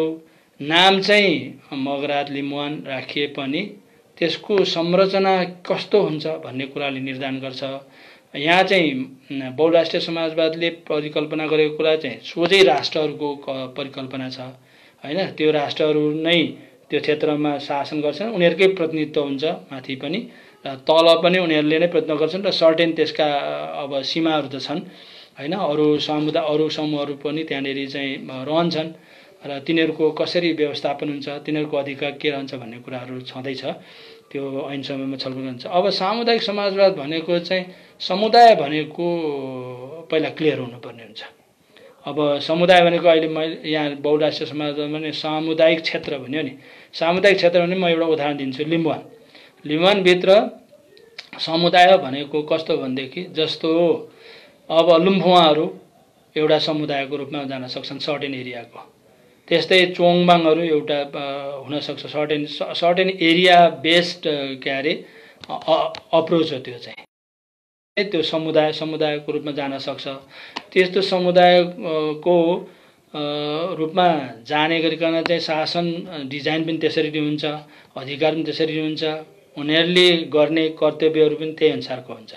अब सामुदायिक समाजवाद भनेको चाहिँ अब समुदायले नै सबै कुराहरू गर्ने हो भन्ने अर्थमा प्रस्तुत भएको हो भनेदेखि त्यो समुदाय चाहिँ विभिन्न खालको समुदाय हुन सक्छ। त्यसले राष्ट्रको समस्यालाई समाधान नगर्न सक्छ। राष्ट्र भनेको त उसँग भाषा छ, संस्कृति छ, उसँग चाहिँ के अरे भूगोल छ, अनि उसँग चाहिँ मनोवैज्ञानिक के अरे कुराहरू छन्। अब त्यसलाई सम्बोधन नगर्न सक्छ। समुदाय भनेपछि के त समुदाय त अब एउटा पर्टिकुलर एरियामा समुदाय भनेपछि कस्तो समुदाय हो? बाहुन पनि छ, क्षेत्री पनि छ, दलित पनि छ, आदिवासी जनजाति पनि छ, अरू विभिन्न खालका चाहिँ मानव समाज त्यसलाई एक ठाउँमा राखेर त्यो पनि त्यस्तो समुदायले राष्ट्रको जुन के अरे इस्यु हो त्यो कसरी सम्बोधन गर्छ भन्ने कुरा क्लियर हुँदैन होला। त्यो पनि सामुदायिक समाजवादमा त्यो कुरा त्यस्तो डिजाइन गर्न सकिन्छ। तर त्यसले चाहिँ यथार्थमा हामी जुन कुरा उठाइरहेका छौँ त्यो चाहिँ सम्बोधन गर्छ भन्ने देखिँदैन। यो चाहिँ बेसिक ऊ हो, फरकको कुरा गरेँ मैले हैन। त्यसमा अब आर्थिक कुरा के हुन्छ, राजनीतिक कुरा व्यवस्था कस्तो हुन्छ के भन्ने कुराहरू चाहिँ डिटेलमा चाहिँ उ गर्नुपर्ने हुन्छ। अर्को चाहिँ हाम्रो लोकतन्त्र बहुराष्ट्रिय लोकतन्त्र र हाम्रो समाजवाद बहुराष्ट्रिय समाजवाद। खै यो के हो? समाजवाद मात्रै आयो, पुरा कुरा आएन। हाम्रो सञ्जीव योङ्गियाजीले उ गर्नुभएको रहेछ। त्यसो हुनाले यो भन्न खोजेको होइन। अब प्रश्न त होइन जस्तो देखिन्छ यसो हेर्दाखेरि। अब अरू चाहिँ प्रश्नहरू चाहिँ अब बहुराष्ट्रिय सामाजिक राज्य व्यवस्थाले समावेशी लोकतन्त्रको निर्माण गर्ने कि या समावेशी लोकतन्त्रको बहुराष्ट्रिय राष्ट्र निर्माण गर्ने हो भनेर चाहिँ सोध्नु भएको छ। बहुराष्ट्रिय सामाजिक राज्य व्यवस्थाले समावेशी लोकतन्त्रको निर्माण गर्ने कि हैन।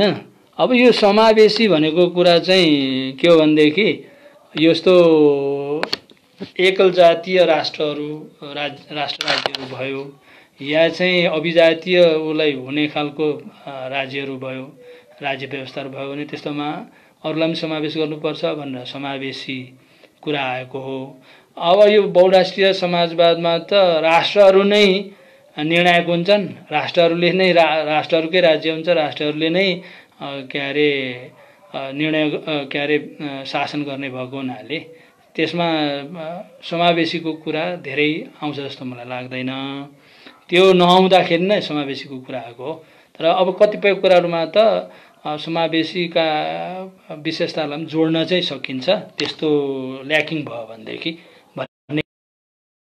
त्यसैले लोकतन्त्रले बहुराष्ट्रिय राष्ट्र निर्माण गर्ने भन्ने कुरा त समावेशी लोकतन्त्रले होइन कि अनि बहुराष्ट्रिय राष्ट्र निर्माणले चाहिँ के गर्ने भनेदेखि बहुराष्ट्रिय लोकतन्त्रको अभ्यास गर्छ, त्यो चाहिँ हो। यति नै रहेछ प्रश्नहरू पनि। अब यो चाहिँ अलि छोटो समयमा धेरै कुराहरू गर्नुपर्ने भयो, सायद मेरो विचारमा धेरै प्रश्न पनि भएन होला, यो पनि छ। यिनीहरूले यसलाई अन्य कुनै समयमा पनि के अरे धेरै छलफल गर्न सकिन्छ। अहिले चाहिँ मैले यहाँहरूले जति के अरे प्रश्नहरू राख्नु भएको छ त्यसको पनि मैले जवाफ सक्ने जति दिएको छु हैन। अब यो धेरै कुरा प्रश्न पनि भएन होला, किनभने यो के अरे प्रश्न हुनको लागि त लामो छलफल गर्नुपर्ने हुन्छ, सवाल जवाफहरू गर्नुपर्ने हुन्छ। अब यो सवाल जवाफ गर्ने समय त हामीसँग छैन। यो कुरो मैले भनेको आधारमा धेरैले बुझ्ने कुरा पनि हुँदैन, तर मैले पनि धेरै कुरा चाहिँ सर्टमा भन्नु पर्यो, सारमा भन्नु पर्यो। त्यसनाले त्यसको समग्र डिजाइन यस्तो हुन्छ है भनेर चाहिँ राख्न सक्ने अवस्था पनि नभएको कारणले गर्दाखेरि प्रश्न पनि भएन होला। त्यस हुनाले कुनै समयमा अब ठाउँ ठाउँमा बहस छलफल गर्दाखेरि यो कुरालाई प्रश्न बनाउन सकिन्छ। हस्, यति भएर भनेर म सक्छु। यहाँहरू भाग लिइदिनु भयो, सुनिदिनु भयो, प्रश्नहरू पनि राखिदिनु भयो, त्यसको लागि धेरै धेरै धन्यवाद। लिमन्स रिडर्स क्लबलाई धेरै धेरै धन्यवाद। मेरो यो जुन विचार छ मैले धेरै ठाउँमा प्रस्तुत गरेँ, तर त्यो प्रस्तुत गरे पनि धेरै के अरे प्रचार प्रसार चाहिँ हुन सकेको अवस्था छैन, किनभने लिमन स्टडी सेन्टरमै स्थान दियो भन्ने मलाई लाग्छ। तर अब यस्तो कुरा चाहिँ हाम्रो लिमन रिडर्स क्लबले त अब गर्दैन भन्ने नै छ। त्यो त यो सोझै सबैले सुन्न सकिहाल्छन्। त्यसको लागि पनि यहाँहरूलाई धेरै धेरै धन्यवाद। हवस्, नमस्कार सबैलाई, सेवा रहूँ।